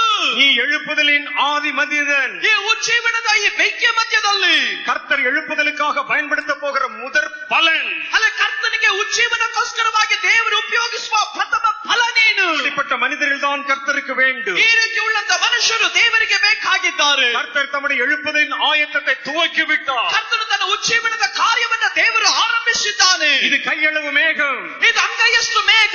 பெருவெள்ளத்தின் இரைச்சல் பின்னால் ಇದು வருகிறது. ಒಂದು ದೊಡ್ಡ ಜಲಪ್ರವಾಹದ ಶಬ್ದದ ಹಾಗೆ ಘೋಷಿಸುತ್ತಾ ಬರ್ತಾ ಇದೆ. கையளவு மேகமே இத்தனை திரளாயிருக்குமானால், ಅಂಗೈಯಷ್ಟು ಮೇಘವು ಇಷ್ಟು ದೊಡ್ಡ ಕಾರ್ಯವಾಗಿರುವುದಾದರೆ வருகிற வெள்ளம் எத்தனை பயங்கரமாயிருக்கும் என்று யோசித்துப்பார். ಬರ್ಲಿಕ್ಕೆ ಹೋಗುವಂತ ಜಲಪ್ರವಾಹ ಅದು ಎಷ್ಟು ಭಯಂಕರವಾಗಿರ್ತದೆ ಅಂತ ಆಲೋಚಿಸಿ ನೋಡ್ರಿ. அது அலங்குகளை உடைத்து போடும், ಅದು ಎಲ್ಲ ಕೋಟೆಗಳನ್ನು ಅದು ನಾಶ ಮಾಡಿ ಬಿಡುತ್ತದೆ. அரண்களை ಅದು நிர்மூலமாக்கும். ಕೋಟೆಗಳನ್ನು ನಿರ್ನಾಮ ಮಾಡುತ್ತದೆ. கர்த்தரே தேவனாய் தேசத்தின் மேல் நீடித்திருப்பார். ಕರ್ತನೇ ದೇವರಾಗಿ ದೇಶವನ್ನ ಮೇಲೆ ಅದನ್ನು ಆಳ್ವಿಕೆ ಮಾಡುತ್ತಾನೆ. கர்த்தரின் ஆளுமை இந்தியாவிலே வரும். ಕರ್ತನ ಆಳ್ವಿಕೆ ಭಾರತದಲ್ಲಿ ಬರುತ್ತದೆ. பாகால்களுக்கும் தாகோங்களுக்கும் இனி தேசத்தில் இடமில்லை. ಇನ್ನು ಯಾವುದೇ ವಿಧವಾದಂತ ಪಾತಾಳಕ್ಕಾದ್ರೆ ಶಕ್ತಿಗಳಿಗೆ ಇನ್ನು ಈ ದೇಶದ ಮೇಲೆ ಸ್ಥಳವಿಲ್ಲ. அஸ்தரோத்தின் ஆவிகள் பதுங்கு குழியை தேடி போவதை தவிர அவைகளுக்கு வேறு வழி இல்லை. ಅಶ್ರೋತಿನ ಶಕ್ತಿಗಳು ತಮ್ಮ ದಾರಿಯನ್ನು ಹುಡುಕಿಕೊಂಡು ಅದು ಹೋಗುವುದಕ್ಕೆ ಬೇಕಾಗಿರುವಂತ ಮಾರ್ಗ ಬಿಟ್ಟು ಬೇರೆ ಮಾರ್ಗವು ಅವುಗಳಿಗೆ ಇಲ್ಲ. தேவனுக்கென்று ஜெயிக்கிற படை எழும்பி விட்டது. ದೇವರಿಗಾಗಿ ಜಯಿಸುವಂತ ಸೈನ್ಯವು ಎದ್ದಿರುವಂತದಾಗಿದೆ. தேவனுக்கென்று சாதிக்கிற கூட்டத்தை கர்த்தர் கூட்டிவிட்டார். ದೇವರಿಗಾಗಿ ಮಾತ್ಕಾರ್ಯಗಳನ್ನು ಸಾಧಿಸುವಂತ ಗುಂಪನ್ನ ದೇವರು ಎಬ್ಬಿಸಿದ್ದಾನೆ. வருகிற எழுப்புதலை எவனும் தடை செய்ய முடியாது. ಹೋಗುವಂತ ಜೀವನವನ್ನ ಯಾರು ತಡೆ ಮಾಡಲಿಕ್ಕಾಗೋದಿಲ್ಲ. எந்த சட்டம் உங்களை தடுத்து நிறுத்த முடியாது. ಯಾವ ನಿಯಮಗಳು ಅದನ್ನು ತಡೆ ಮಾಡಲಿಕ್ಕೆ ಆಗೋದಿಲ್ಲ. கர்த்தர் அதற்கான ஆயத்த மனிதர்களை தேர்ந்தெடுத்து ದೇವರು விட்டார். ಅದಕ್ಕಾಗಿ ಸಿದ್ಧವಾದಂತ ಮನುಷ್ಯರನ್ನ ದೇವರು ಒಟ್ಟುಗೂಡಿಸುತ್ತಾ ಇದ್ದಾನೆ. கர்த்தர் பேசின பொழுது ದೇವರು ಮಾತನಾಡಿದಾಗ அவருடைய வார்த்தை திரளான ஜனங்கள் கேட்டார்கள். ಆತನ ಮಾತುಗಳನ್ನು ಅನೇಕ ಜನರು ಹೇರಳವಾದ ಜನರು ಕೇಳಿದರು. இயேசுவிடத்தில் ஏராளமான பேர் அற்புதங்களை பெற்றார்கள். ಯೇಸುವಿನ ಬಳಿಯಲ್ಲಿ ಬಹಳ ಜನರು ಅವರ ಅದ್ಭುತಗಳನ್ನು ಹೊಂದಿಕೊಂಡರು. இயேசுவின் மகிமையை அநேகர் கண்டார்கள். ಯೇಸುವಿನ ಮಹಿಮೆಯನ್ನು ಅನೇಕರು ನೋಡಿದರು. ஆனாலும் கர்த்தர் 120 பேரை மாத்திரம் தேர்ந்தெடுத்தார். ಆದರೆ ದೇವರು 120 ಜನರನ್ನ ಮಾತ್ರ ಆತನ ಆರಿಸಿಕೊಂಡನು. அவர்கள் அங்கே காத்திருந்த பொழுது ಅವರಲ್ಲಿ ಕಾಯ್ತಾ ಇರಬೇಕಾದರೆ 5 அப்பம் 2 மீனும் எங்களுக்கு சாப்பாடாகுமா என்று அவர்கள் யோசிக்கவில்லை. ಅಲ್ಲಿ ನಮಗೆ 5 ರೊಟ್ಟಿ 2 ಮೀನು ನಮಗೆ ಆಹಾರವಾಗಿ ಮಾರ್ಪಡುತ್ತದಾ ಎಂದು ಅವರು ಆಲೋಚಿಸಲಿಲ್ಲ. எங்கள் வயிற்று வலியும் தலைவலியும் தீர்ந்து போகுமா என்று அவர் யோசிக்கவில்லை. ನಮ್ಮ ಹೊಟ್ಟೆ ನೋವು ನಮ್ಮ ತಲೆ ನೋವು ನಮಗೆ ಬಿಟ್ಟು ಹೋಗುತ್ತದಾ ಎಂದು ಅವರು ಆಲೋಚಿಸಲಿಲ್ಲ. அவர்கள் கர்த்தருடைய வாக்குத்தத்தம் நிறைவேற காத்திருந்தார்கள். ಅವರು அவ்வளவுதான். ಕರ್ತನ ವಾಗ್ದಾನಗಳು ನೆರವೇರುವುದಕ್ಕೋಸ್ಕರವಾಗಿ ಅವರು ಕಾಯ್ತಾ ಇದ್ದರು. நான் யாரையோ பற்றி சொல்லவில்லை. ನಾವು ಯಾರ ಬಳಿಯಲ್ಲಿ ಹೇಳಲಿಲ್ಲ. நான் உன்னை பற்றி பேசிக் கொண்டிருக்கிறேன். ನಿನ್ನ ಕುರಿತಾಗಿ ಹೇಳುತ್ತಾ ಇದ್ದೇನೆ. கர்த்தருடைய கண்கள் உன்னை கண்டது. ಕರ್ತನ ಕಣ್ಣುಗಳು ನಿನ್ನನ್ನು ನೋಡಿದೆ. கர்த்தருடைய ஆவியானவர் உன்னை கூட்டி சேர்த்தார். ಕರ್ತನ ಆತ್ಮನ ನಿನ್ನನ್ನು ಒಟ್ಟಾಗಿ ಸೇರಿಸಿದ್ದಾನೆ. கர்த்தருடைய வல்லமை உன்னை நிரப்ப போகிறது. ಕರ್ತನ ಶಕ್ತಿ ನಿನ್ನನ್ನು ತುಂಬಲಿಕ್ಕೆ ಹೋಗುತ್ತದೆ. கர்த்தருடைய மகிமை உன்னை மூடிக்கொள்ள போகிறது. ಕರ್ತನ ಮಹಿಮೆ ನಿನ್ನನ್ನು ಆವರಿಸಿಕೊಳ್ಳಲಿಕ್ಕೆ ಹೋಗುತ್ತದೆ. இது கர்த்தர் செய்ய போகிற ಇದು காரியம். ಕರ್ತನ ಮಾಡಲಿಕ್ಕೆ ಹೋಗುವ ಕಾರ್ಯ. கர்த்தர் இந்த காரியத்தை நமக்கு வெளிப்படுத்தி ಕರ್ತನ ಕಾರ್ಯವನ್ನು ನಮಗೆ ಪ್ರಕಟಿಸಿದ್ದಾನೆ. தேவன் தம்முடைய எழுப்புதலை துவக்குவதற்கு ದೇವರು ತನ್ನ ಜೀವನವನ್ನು ಪ್ರಾರಂಭಿಸುವುದಕ್ಕೆ அவர் ஒரு 120 பேரை அவர் கூட்டி சேர்த்தார். ಆತನು 120 ಜನರನ್ನ ಒಟ್ಟಾಗಿ ಸೇರಿಸಿದನು. முதல் நூற்றாண்டிலே ಆದಿ ಶತಮಾನದಲ್ಲಿ 120 பேரை கொண்டு துவக்கப்பட்ட எழுப்புதல் 120 ಜನರೊಟ್ಟಿಗೆ ಪ್ರಾರಂಭವಾದಂತ ಈ ಜೀವನ இன்றைக்கு வரைக்கும் நம் நடுவிலே நீடித்திருக்குமானால், ಇಷ್ಟು ಕಾಲದವರೆಗೂ ನಮ್ಮ ಕಾಲದವರೆಗೂ ಅದು ವಿಸ್ತರಿಸಲ್ಪಟ್ಟಿದ್ದರೆ, கடைசி காலத்தில் இந்திய தேசத்தில் இருந்து ಕಡೆ ಕಾಲದಲ್ಲಿ ಭಾರತ ದೇಶದಿಂದ உண்டாக போகிற எழுப்புதலுக்கு ಉಂಟು ಆಗ್ಲಿಕ್ಕೆ ಹೋಗುವಂತ ಜೀವನವು கர்த்தர் இத்தனை திரளான ஜனங்களை ஆயத்தப்படுத்தினார். ಕರ್ತನು ಇಷ್ಟು ಹೇರಳವಾದಂತ ಜನರನ್ನ ಸಿದ್ಧಪಡಿಸಿದ್ದರು. இனி வரப்போகிற எழுப்புதல் எத்தனை மகிமையாயிருக்கும் என்று யோசித்து பாருங்கள். ಬರಲಿಕ್ಕೆ ಹೋಗುವಂತ ಜೀವನವು ಎಷ್ಟು ಮಹಿಮೆಯ ರೂಪವಾಗಿರುತ್ತದೆ ಎಂದು ಆಲೋಚಿಸಿರಿ. அது வல்லமையும் பராக்கிரமமாயிருக்கும். ಅದು ಶಕ್ತಿಯಿಂದಲೂ ಪರಾಕ್ರಮದಿಂದಲೂ ಕೂಡಿದಾಗಿರುತ್ತದೆ. கர்த்தருடைய வருகை பரியந்தம் நீடிக்கும். ಅದು ಕರ್ತನ ಬರೋಣದವರೆಗೂ ಅದು ನಿಂತಿರುವಂತದಾಗಿದೆ. ரட்சிக்கப்படாத கடைசி மனிதன் பூமியில் இருக்கிற வரைக்கும், ರಕ್ಷಣೆ ಹೊಂದದಿರುವಂತ ಕಡೆ ಮನುಷ್ಯನ ತಾನು ಈ ಭೂಮಿಯಲ್ಲಿ இந்த ಇರೋವರೆಗೂ எழுப்புதல் நின்று போகாது. ಈ ಉಜ್ಜೀವನ ನಿಂತು ಹೋಗೋದಿಲ್ಲ. இந்த எழுப்புதலே கர்த்தர் திரளான ஜனங்களை எழுப்புவார். ಈ ಉಜ್ಜೀವನದಲ್ಲಿ ದೇವರು ಅನೇಕ ಹೇರಳವಾದಂತ ತರವಾದಂತ ವ್ಯಕ್ತಿಗಳನ್ನ ದೇವರು ಎಬ್ಬಿಸುತ್ತಾರೆ. அவர்கள் வெறுமனே தேவனை துதிக்கிறவர்கள் மாத்திரமல்ல, ಅವರು ಕೇವಲ ಕರ್ತನನ್ನು ಸ್ತುತಿಸುವಂತ ಜನರು ಮಾತ್ರವಾಗಿರೋದು. வெறுமனே கூடி ஆராதிக்கிறவர்கள் அல்ல, ಅವರು ಸುಮ್ಮನೆ ಕೂಡಿ ಬಂದು ಆರಾಧನೆ ಮಾಡುವಂತ ಜನರು. அவர்கள் கர்த்தருக்கென்று சாதிக்கிறவர்கள், ಅವರು ಕರ್ತನಿಗಾಗಿ ಪರಾಕ್ರಮವನ್ನು ಸಾಧಿಸುವವರಾಗಿರುತ್ತಾರೆ. உலகத்தை தேவனுக்கு சொந்தமாக்க போகிறவர்கள், ಅವರು ದೇಶಗಳನ್ನು ಕರ್ತನಿಗಾಗಿ ಸ್ವಂತವಾಗಿ ಮಾಡಲಿಕ್ಕೆ ಹೋಗುವವರು. சாத்தானின் வல்லமையை துரத்த போகிறவர்கள், ಸೈತಾನನ ಶಕ್ತಿಗಳನ್ನು ಓಡಿಸುವವರು. வானமண்டலத்தின் பொல்லாத ஆவிகளை தன் காலின் கீழே நசுக்க போகிறவர்கள், ಆಕಾಶ ಮಂಡಲದಲ್ಲಿರುವಂತಹ ಅಂಧಕಾರ ಶಕ್ತಿಗಳನ್ನು ಅವರ ಕಾಲು ಕೆಳಗಡೆ ಹಾಕಿ ತುಳಿಲಿಕ್ಕೆ ಹೋಗುವಂತ ಜನರು. கர்த்தர் ஆவிக்குரிய யுத்த புருஷர்களை எழுப்புவார். ಕರ್ತನ ಆತ್ಮಿಕವಾದಂತಹ ಯುದ್ಧ ವೀರರನ್ನ ದೇವರು ಆತನು ಎಬ್ಬಿಸುತ್ತಾ ಇದ್ದಾನೆ. கர்த்தர் கடைசி கால தீர்க்கதரிசிகளை இந்த எழுப்புதலில் தான் கர்த்தர் தெரிந்து கொள்ளுவார். ದೇವರು ಕಡೆ ಕಾಲದ ಪ್ರವಾದಿಗಳನ್ನು ಈ ಅಂತ್ಯ ಕಾಲದ ಜೀವನದಲ್ಲಿ ದೇವರು ತನ್ನ ಆರಿಸಿಕೊಳ್ಳಲಿಕ್ಕೆ ಹೋಗುತ್ತಾನೆ. தங்கள் மரணத்தினால் தேவனை மகிமைப்படுத்த போகிற திரளான இரத்த சாட்சிகள் இந்த எழுப்புதலில் தான் தோன்ற போகிறார்கள். ನಮ್ಮ ಮರಣದ ಮುಖಾಂತರವಾಗಿ ದೇವರನ್ನು ಮಹಿಮೆ ಪಡಿಸುವಂತ ರಕ್ತ ಸಾಕ್ಷಿಗಳು ಈ ಉಜ್ಜೀವನದಲ್ಲಿ ಅವರು ಎದ್ದು ಬರಲಿಕ್ಕೆ ಹೋಗುತ್ತಾರೆ. முதல் நூற்றாண்டில் இந்த எழுப்புதலை துவக்குவதற்கு முன்பாக ಆದಿ ಶತಮಾನದಲ್ಲಿ ಉಜ್ಜೀವನವು ಆರಂಭವಾಗುವುದಕ್ಕಿಂತ ಮುಂಚಿತವಾಗಿ அவர் ஒரு சிறு கூட்டத்தை தேர்ந்தெடுத்தார். ಆತನು ಒಂದು ಚಿಕ್ಕ ಗುಂಪನ್ನು ಆತನು ಆರಿಸಿಕೊಂಡನು. அதிலே 120 பேர் இருந்தாங்க. ಅದರಲ್ಲಿ 120 ಜನರು ಇದ್ದರು. அவர்கள் எல்லாரும் ஒரே நிலையை சேர்ந்தவர்கள் அல்ல, ಅವರೆಲ್ಲರೂ ಒಂದೇ ಗುಂಪಿಗೆ ಸೇರಲ್ಪಟ್ಟವರಲ್ಲ. 120 பேரையும் ಆ 120 ಜನರನ್ನು 3 பிரிவாக நம்ம பிரிக்கலாம். ನಾವು ಅವರನ್ನು 3 ವಿಭಾಗಗಳಾಗಿ ವಿಂಗಡಿಸಬಹುದು. ஒன்று இயேசுவின் சீஷர்கள் இருந்தாங்க, ಒಂದು ಯೇಸುವಿನ ಶಿಷ್ಯರು ಆ ಗುಂಪಿನಲ್ಲಿದ್ದರು. இரண்டாவது அந்த கூட்டத்திலே ஸ்திரீகள் இருந்தார்கள், ಎರಡನೇದಾಗಿ ಗುಂಪಿನಲ್ಲಿ ಸ್ತ್ರೀಯರಿದ್ದರು. மூன்றாவது இயேசுவுடைய தாயும் அவருடைய சகோதரரும் இருந்தார்கள். ಮೂರನೇದಾಗಿ ಯೇಸುವಿನ ತಾಯಿಯು ಮತ್ತು ಆತನ ಸಹೋದರರು ಆ ಗುಂಪಿನಲ್ಲಿದ್ದರು. அப்போஸ்தலர் நடவடிக்கைகள் 1வது அதிகாரம் 13வது வசனத்தை வாசிச்சு பாருங்க. ಅಪೊಸ್ತಲರ ಕೃತ್ಯಗಳು 1ನೇ ಅಧ್ಯಾಯದ 13ನೇ ವಚನವನ್ನು ಓದಿ ನೋಡ್ರಿ. அவர்கள் அங்கே வந்த பொழுது மேல் வீட்டில் ஏறினார்கள். ಅವರಲ್ಲಿ ಕೂಡಿ ಬಂದು ಮೇಲಂತಸ್ತಿಗೆ ಅವರು ಹೋದರು. அதில் பேதுருவும் யாக்கோபும் யோவானும் அந்திரேயாவும் பிலிப்பு தோமா பர்தலமேயும் மத்தேயும் அல்பேவியின் குமாரனாகிய யாக்கோபும் சிலேத்தே எனப்பட்ட சீமோனும் யாக்கோபின் சகோதரனுமாகிய யூதாவும் தங்கியிருந்தார்கள். ಯಾರೆಂದರೆ ಪೇತ್ರನು, ಯೋಹಾನನು, ಯಾಕೋಬನು, ಅಂದ್ರಿಯನು, ಫಿಲಿಪ್ಪನು, ತೋಮನು, ಬಾರ್ತಿಲೋಮಯನು, ಮತ್ತಾಯನು, ಅಲ್ಫೆಯನು ಆದಂತ ಯಾಕೋಬನು, ಮತಾಭಿಮಾನಿ ಎಂದು ಎಣಿಸಿಕೊಳ್ಳುವಂತ ಸೀಮೋನನು, ಯಾಕೋಬನು, ಯೂದನು ಇವರೇ ಎಂದು ದೇವರ ವಚನದಲ್ಲಿ ಗಮನಿಸುತ್ತೇವೆ. அங்கே இவர்கள் எல்லோரும் ಇವರೆಲ್ಲರೂ ಅಲ್ಲಿ ஸ்திரீகளோடும் இயேசுவின் தாயாகிய மரியாளோடும் அவருடைய சகோதரரும் கூட ஒருமனப்பட்டு ஜெபத்திலும் வேண்டுதலிலும் தரித்திருந்தார்கள். ಇವರೆಲ್ಲರೂ ಏಕಮನಸ್ಸಾಗಿ ದೇವರ ಪ್ರಾರ್ಥನೆಯಲ್ಲಿ ನಿರಂತರಾಗಿದ್ದರು. ಕೆಲವು ಮಂದಿ ಹೆಂಗಸರು, ಯೇಸುವಿನ ತಾಯಾದ ಮರಿಯಳು, ಆತನ ತಮ್ಮಂದಿರು ಅವರ ಸಂಗಡವಾಗಿ ಇದ್ದರು. 3 கூட்டத்தை சேர்ந்தவர்களை கர்த்தர் கூட்டி சேர்த்தார். 3 ಗುಂಪಿಗೆ ಒಳಪಟ್ಟಂತ ಜನರನ್ನು ಒಟ್ಟಾಗಿ ಸೇರಿಸುತ್ತಾ ಇದ್ದಾನೆ. ஒன்று இயேசுவினால் அழைப்பு பெற்ற சீஷர்கள், ಮೊದಲನೇದಾಗಿ ಯೇಸುವಿನಿಂದ ಕರೆಯಲ್ಪಟ್ಟಂತ ಶಿಷ್ಯರು, இரண்டாவது ஸ்திரீகள். ಎರಡನೇದಾಗಿ ಸ್ತ್ರೀಯರು. ஸ்திரீகள் யாரை குறிக்கிறது? ಸ್ತ್ರೀ ಯಾರನ್ನ ಸೂಚಿಸುತ್ತದೆ? ஸ்திரீகள் இயேசுவுக்கு உதவி செய்தவர்கள், ಸ್ತ್ರೀಯರು ಯೇಸು ಸ್ವಾಮಿಗೆ ಸಹಾಯ ಮಾಡಿದವರು, கர்த்தருடைய ஊழியத்துக்கு உதவி செய்தவர்கள், ಕರ್ತನ ಸೇವೆಗೆ ಸಹಾಯ ಮಾಡಿದವರು. தேவனுடைய வேதம் சொல்லுகிறது, ದೇವರ ವಾಕ್ಯ ಹೇಳುತ್ತದೆ, இயேசுக்கு ஸ்திரீகள் உதவி செய்தார்கள் என்று. ಯೇಸು ಸ್ವಾಮಿಗೆ ಸ್ತ್ರೀಯರು ಸಹಾಯ ಮಾಡಿದರು. அவர் சிலுவையிலே அறையப்படுவதற்கு கொண்டு போகப்பட்ட போது கூட, ಆತನ ಶಿಲುಬೆಯಲ್ಲಿ ಆತನನ್ನು ಕ್ರೂಜೆಗೆ ಹಾಕುವುದಕ್ಕೋಸ್ಕರವಾಗಿ ತೆಗೆದುಕೊಳ್ಳಲ್ಪಡುವಂತ ಸಮಯದಲ್ಲೂ ಸಹ ஸ்திரீகள் தான் அவருக்கு உதவி செய்து கொண்டிருந்தார்கள். ಸ್ತ್ರೀಯರೇ ಆತನಿಗೆ ಸಹಾಯ ಮಾಡುತ್ತಾ ಇದ್ದರು. இன்றைக்கும் நம் நடுவிலே அநேக தேவ மனிதர்களை பார்க்கலாம். ಇವತ್ತು ನಾವು ನಮ್ಮ ಮಧ್ಯದಲ್ಲಿ ಅನೇಕ ದೇವ ಪುರುಷರನ್ನ ನೋಡಬಹುದು. அவர்கள் தேவனுடைய ஊழியத்துக்கு உதவி செய்கிறவர்கள். ಅವರ ಕರ್ತನ ಸೇವೆಗೆ ಸಹಾಯ ಮಾಡುವವರು. ஒருவேளை அதை தங்களுடைய ஜெபத்தினால் உதவி செய்யலாம். ಒಂದು ಪಕ್ಷ ಅವರು ತಮ್ಮ ಪ್ರಾರ್ಥನೆಯಿಂದ ಸಹಾಯ ಮಾಡಬಹುದು. ஒருவேளை தங்களுடைய உழைப்பினால் அவர்கள் அதற்கு உதவி செய்யலாம். ಒಂದು ಪಕ್ಷ ತಮ್ಮ ಶ್ರಮದ ಮುಖಾಂತರವಾಗಿ ಅವರು ಸಹಾಯ ಮಾಡಬಹುದು. தங்களுடைய ஆஸ்தியினாலும் காணிக்கையினாலும் உதவி செய்யலாம். ಒಂದು ಪಕ್ಷ ತಮ್ಮ ಆಸ್ತಿಯಿಂದಲೂ ತಮ್ಮ ಕಾಣಿಕೆಯಿಂದಲೂ ಅವರು ಸಹಾಯ ಮಾಡಬಹುದು. ஊழியங்களிலே பாருங்கள், ಅಲ್ಲಿನ ಸೇವೆಗಳನ್ನು ನೋಡ್ರಿ. தேவன் ஒரு திட்டத்தை கொடுத்தால், ದೇವರು ಒಂದು ಉದ್ದೇಶವನ್ನು ಕೊಟ್ಟರೆ அந்த திட்டத்தை நிறைவேற்றுவதற்கு திரளான பொருளுதவி செய்ய ஒரு பெரிய கூட்டம் இருப்பார்கள். ಆ ಉದ್ದೇಶವನ್ನು ನೆರವೇರಿಸುವುದಕ್ಕೋಸ್ಕರವಾಗಿ ಒಂದು ದೊಡ್ಡ ಗುಂಪಿನ ಜನರೇ ಇರುತ್ತಾರೆ. அவங்க மேடையில வந்து பிரசங்கம் பண்ண மாட்டாங்க. ಅವರು ವೇದಿಕೆ ಮೇಲೆ ಬಂದು ಅವರು ಪ್ರಸಂಗ ಮಾಡೋದಿಲ್ಲ. அண்ணே ஸ்டேஜ் ರೇಜ್ல ஏத்திராதீங்கன்னு சொல்லுவாங்க. ಅಲ್ಲಿ ನಾವು ಹೇಳ್ತೀವಿ ಅವರನ್ನ ಸ್ಟೇಜ್ ನಲ್ಲಿ ಹತ್ತಿಸಬೇಡ್ರಿ ಎಂದು. ஆனால் ஊழியத்துக்கு பின்புலத்தில் நிற்பார்கள். ಆದ್ರೆ ಅವರು ಸೇವೆಯ ಅಲ್ಲಿ ಬೆನ್ನೆಲುಬಾಗಿ ಅವರು ಇರುತ್ತಾರೆ. ஊழியத்திற்காக அவர்கள் உழைப்பார்கள். ಅವರು ಸೇವೆಗಾಗಿ ಶ್ರಮ ಪಡುತ್ತಾರೆ. அவருடைய முகம் நமக்கு தெரியாது, ಅವರ ಮುಖ ನಮಗೆ ಗೊತ್ತಿಲ್ಲ. ஆனால் கர்த்தர் அவருடைய முகங்களை அறிவார். ಆದ್ರೆ ಕರ್ತನು ಅವರ ಕುರಿತಾಗಿ ಚೆನ್ನಾಗಿ ಬಲ್ಲವನಾಗಿ அவர்களையும் கர்த்தர் தம்முடைய எழுப்புதலுக்கு முன்னோடிகளாக அழைக்க விரும்புகிறார். ಅವರುಗಳನ್ನು ಜೀವನಕ್ಕೋಸ್ಕರವಾಗಿ ದೇವರು ಮುಂಚಿತವಾಗಿ ನಿಲ್ಲುವುದಕ್ಕೋಸ್ಕರವಾಗಿ ದೇವರು ಕರೆದಿದ್ದಾನೆ.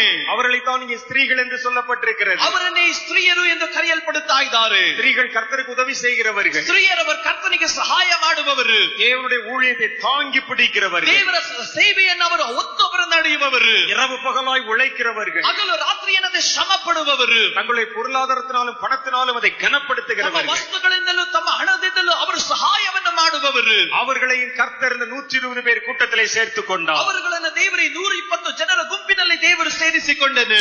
அடுத்தது இயேசுடைய தாயும் சகோதரரும் என்று எழுதியிருக்கிறது. ಅನಂತರವಾಗಿ ಯೇಸು ಸ್ವಾಮಿಯ ತಾಯಿ ಮತ್ತು ಆತನ ಸಹೋದರರು ಎಂದು ಗಮನಿಸುತ್ತೇವೆ. வேறு இந்த வசனம் இதை 3 பிரிவாய் எழுதியிருக்கிறது. ಏನಕ್ಕೋಸ್ಕರವಾಗಿ ವಚನದಲ್ಲಿ 3 ಗುಂಪುಗಳಾಗಿ ಬರೆಯಲ್ಪಟ್ಟಿದೆ. வருகிற கடைசி கால எழுப்புதலுக்கு கர்த்தர் தேர்ந்தெடுக்கும் ஜனங்களும், ಇದು ಬರಲಿಕ್ಕೆ ಹೋಗುವಂತ ದೊಡ್ಡ ಜೀವನಕ್ಕೋಸ್ಕರವಾಗಿ ದೇವರು ಆರಿಸಿಕೊಳ್ಳಲ್ಪಡುವಂತ ಜನರ ಗುಂಪು. இந்த 3 பிரிவை சேர்ந்தவர்களாகவே இருப்பார்கள். ಅವರು ಈ 3 ಗುಂಪುಗಳಿಗೆ ಸೇರಲ್ಪಟ್ಟಂತ ಜನರಾಗಿ ಅವರು ಇರುತ್ತಾರೆ. ஒன்று அழைப்பு பெற்ற சீஷர்கள், ಮೊದಲನೇದಾಗಿ ಕರೆಯಲ್ಪಟ್ಟಂತ ಶಿಷ್ಯರು, கர்த்தருடைய ஊழியத்துக்கு உதவி செய்கிறவர்கள், ಎರಡನೇದಾಗಿ ಕರ್ತನ ಸೇವೆಗೆ ಸಹಾಯ ಮಾಡುವವರು, அவருடைய தாயும் சகோதரர். ಮೂರನೇದಾಗಿ ಆತನ ತಾಯಿ ಮತ್ತು ಆತನ ಸಹೋದರರು. யார் அவருடைய தாய், ಅಲ್ಲಿ ಯಾರು ಆತನ ತಾಯಿ, யார் அவருடைய சகோதரர்? ಯಾರು ಆತನ ಸಹೋದರರು? இயேசு சொன்னார். ಯೇಸು ಹೇಳಿದನು.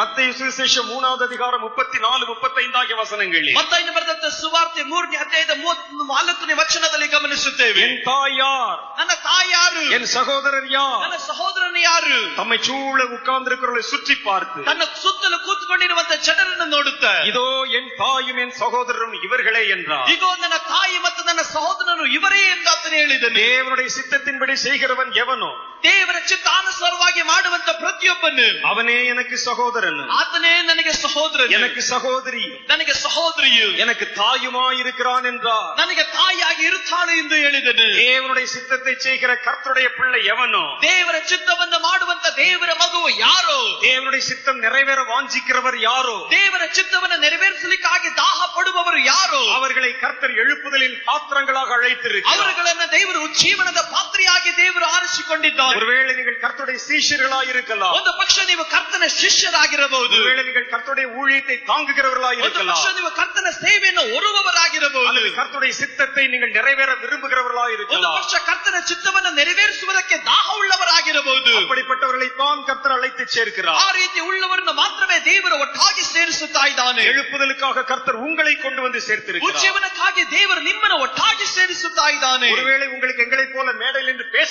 தெரியாமல் ಒಂದು இருக்கலாம், ಪಕ್ಷ ವೇದಿಕೆ ಮೇಲೆ ನಿಂತು ಮಾತನಾಡುವುದಕ್ಕೆ ನಿಮಗೆ ತಿಳಿಯದೇ ಇರಬಹುದು. ஆனால் கர்த்தர் உன்னையும் எழுப்புதலுக்கு என்று தெரிந்தெடுக்க ಆದರೆ போகிறார். ಕರ್ತನು ನಿನ್ನನ್ನು ಜೀವನಕ್ಕೋಸ್ಕರವಾಗಿ ಆತನು ಆರಿಸಿಕೊಂಡಿದ್ದಾನೆ. ஒருவேளை ஊழியத்தை தாங்குவதற்கு பணம் கொடுக்க உனக்கு வசதி இல்லாமல் ಒಂದು இருக்கலாம், ಪಕ್ಷ ಸೇವೆಯನ್ನು ಹೊರುವುದಕ್ಕೋಸ್ಕರವಾಗಿ ನಿನಗೆ ಹಣ ಕೊಡುವುದಕ್ಕೆ ನಿನಗೆ ಬಲ ಇಲ್ಲದಿರಬಹುದು.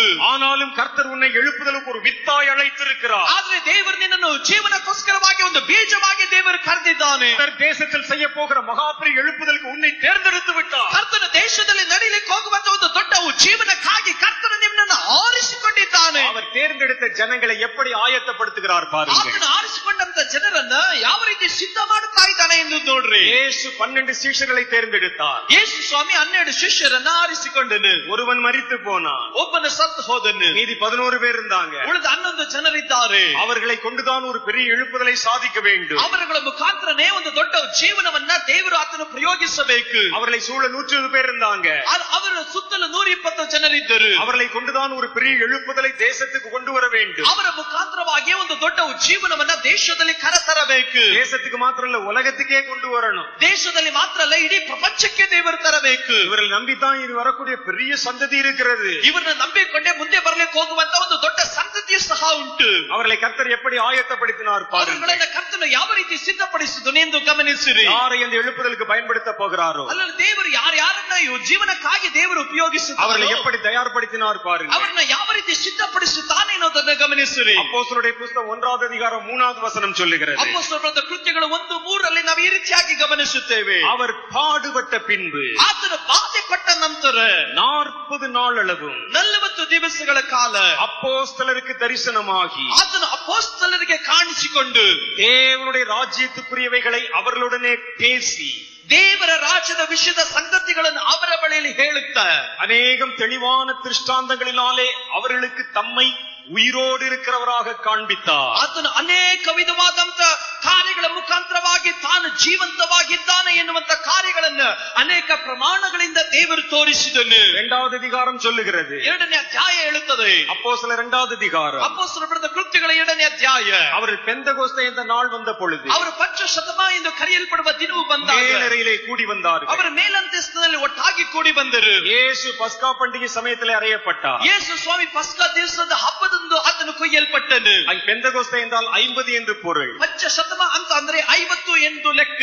நாம் கொண்டாடுகிற பஸ்கா பண்டிகையிலிருந்து 50வது நாளிலே பெந்தகோஸ்தே பண்டிகை கொண்டாடப்படுகிறது. ಪಸ್ಕಾ ದಿನದ ಹಬ್ಬದ ಆ ದಿನದ ಮೊದಲುಗೊಂಡು ಮುಂದೆ ಇರುವಂತ 50 ದಿವಸ ಅದು ಪಂಚಶತಮದ ದಿನ ಎಂದು ಕರೆಯಲ್ಪಡುತ್ತಾರೆ. இயேசு 40 நாள் அளவுக்கு தன்னை காண்பித்தார். ಯೇಸು ಸ್ವಾಮಿ 40 ದಿವಸಗಳ ಕಾಲ ತನ್ನನ್ನು ತಾನು ಶಿಷ್ಯರಿಗೆ ತೋರ್ಪಡಿಸಿಕೊಂಡನು. இடைப்பட்ட அந்த 50 நாட்கள் இடைவெளியிலே ಅಲ್ಲಿ ನೇಮಿಸಲ್ಪಟ್ಟಂತ ಆ 50 ದಿವಸದ ಒಳಗಡೆ 40 நாள் அவர்களோடு கர்த்தர் பேசினார். 40 ದಿವಸಗಳ ತನಕ ದೇವರವರ ಬಳಿಯಲ್ಲಿ ಮಾತನಾಡಿದರು. அவர்கள் 10 நாள் காத்திருந்தார்கள். ಅವರು 10 ದಿವಸಗಳ ಕಾಲ ಕಾದಿದ್ದರು. 10வது நாளிலே தேவனுடைய மகிமை இறங்கி வந்தது. 10ನೇ ದಿವಸದಲ್ಲಿ ದೇವರ ಮಹಿಮೆ ಇಳಿದು ಬಂದಿತು. 40 நாள் அவர்களை எப்படி தயார்படுத்தினார்? 40 ದಿವಸಗಳ ಕಾಲ ಯಾವ ರೀತಿ ಅವರನ್ನು ಸಿದ್ಧಪಡಿಸಿದನು? இயேசு உயிர்த்தெழுந்த இயேசு, ಪುನರುತ್ಥಾನ ಹೊಂದಿದ ಯೇಸು அவர்களுக்கு முன்பாக பிரத்யட்சமாய் தரிசனமானார். ಆತನು ಅವರುಗಳ ಮುಂದೆ ತಾನೇ ಪ್ರತ್ಯಕ್ಷವಾಗಿ ಆತನು ದರ್ಶನ ಕೊಟ್ಟನು. அவர்களுடனே அவர் பேசினார். ಅವರುಗಳ ಬಳಿಯಲ್ಲಿ ಆತನು ಮಾತನಾಡಿದನು. அநேகம் தெளிவான திருஷ்டாந்தங்களினால் தன்னை வெளிப்படுத்தினார். ಅನೇಕ ಪ್ರಮಾಣಗಳಿಂದ ಕಾಣಲ್ಪಡುವಂತ ದೃಷ್ಟಾಂತದ ಮುಖಾಂತರವಾಗಿ ತನ್ನನ್ನೇ ತಾನು ತೋರ್ಪಡಿಸಿಕೊಂಡನು. தேவனுடைய ராஜ்யத்துக்குறைகளை குறித்து பேசினார். ದೇವರ ರಾಜ್ಯಕ್ಕೆ ಸಂಬಂಧವಾದಂತ ಸಂಗತಿಗಳನ್ನು ಆತನು ಮಾತನಾಡಿದನು. அவர் நடுவிலே உயிருள்ளவராய் காண்பித்தார். ಆತನು ಅವರ ಮಧ್ಯದಲ್ಲಿ ಜೀವಂತವಾಗಿರುವವನ ಹಾಗೆ ಆತನು ತೋರಿಸಿಕೊಂಡನು. இந்த 3 காரியங்களையும் கர்த்தர் தம்முடைய ஜனங்களுக்கு நடுவிலே செய்ய ஆரம்பித்தார். ಈ 3 ಕಾರ್ಯಗಳನ್ನು ದೇವರು ತನ್ನ ಜನರ ಮಧ್ಯದಲ್ಲಿ ಆತನು ಮಾಡಲಿಕ್ಕಾಗಿ ಪ್ರಾರಂಭಿಸಿದನು. அடுத்து ஒரு பெரிய எழுப்புதல் அவர்களை கொண்டு வரப்போகிறது என்று பொருள்.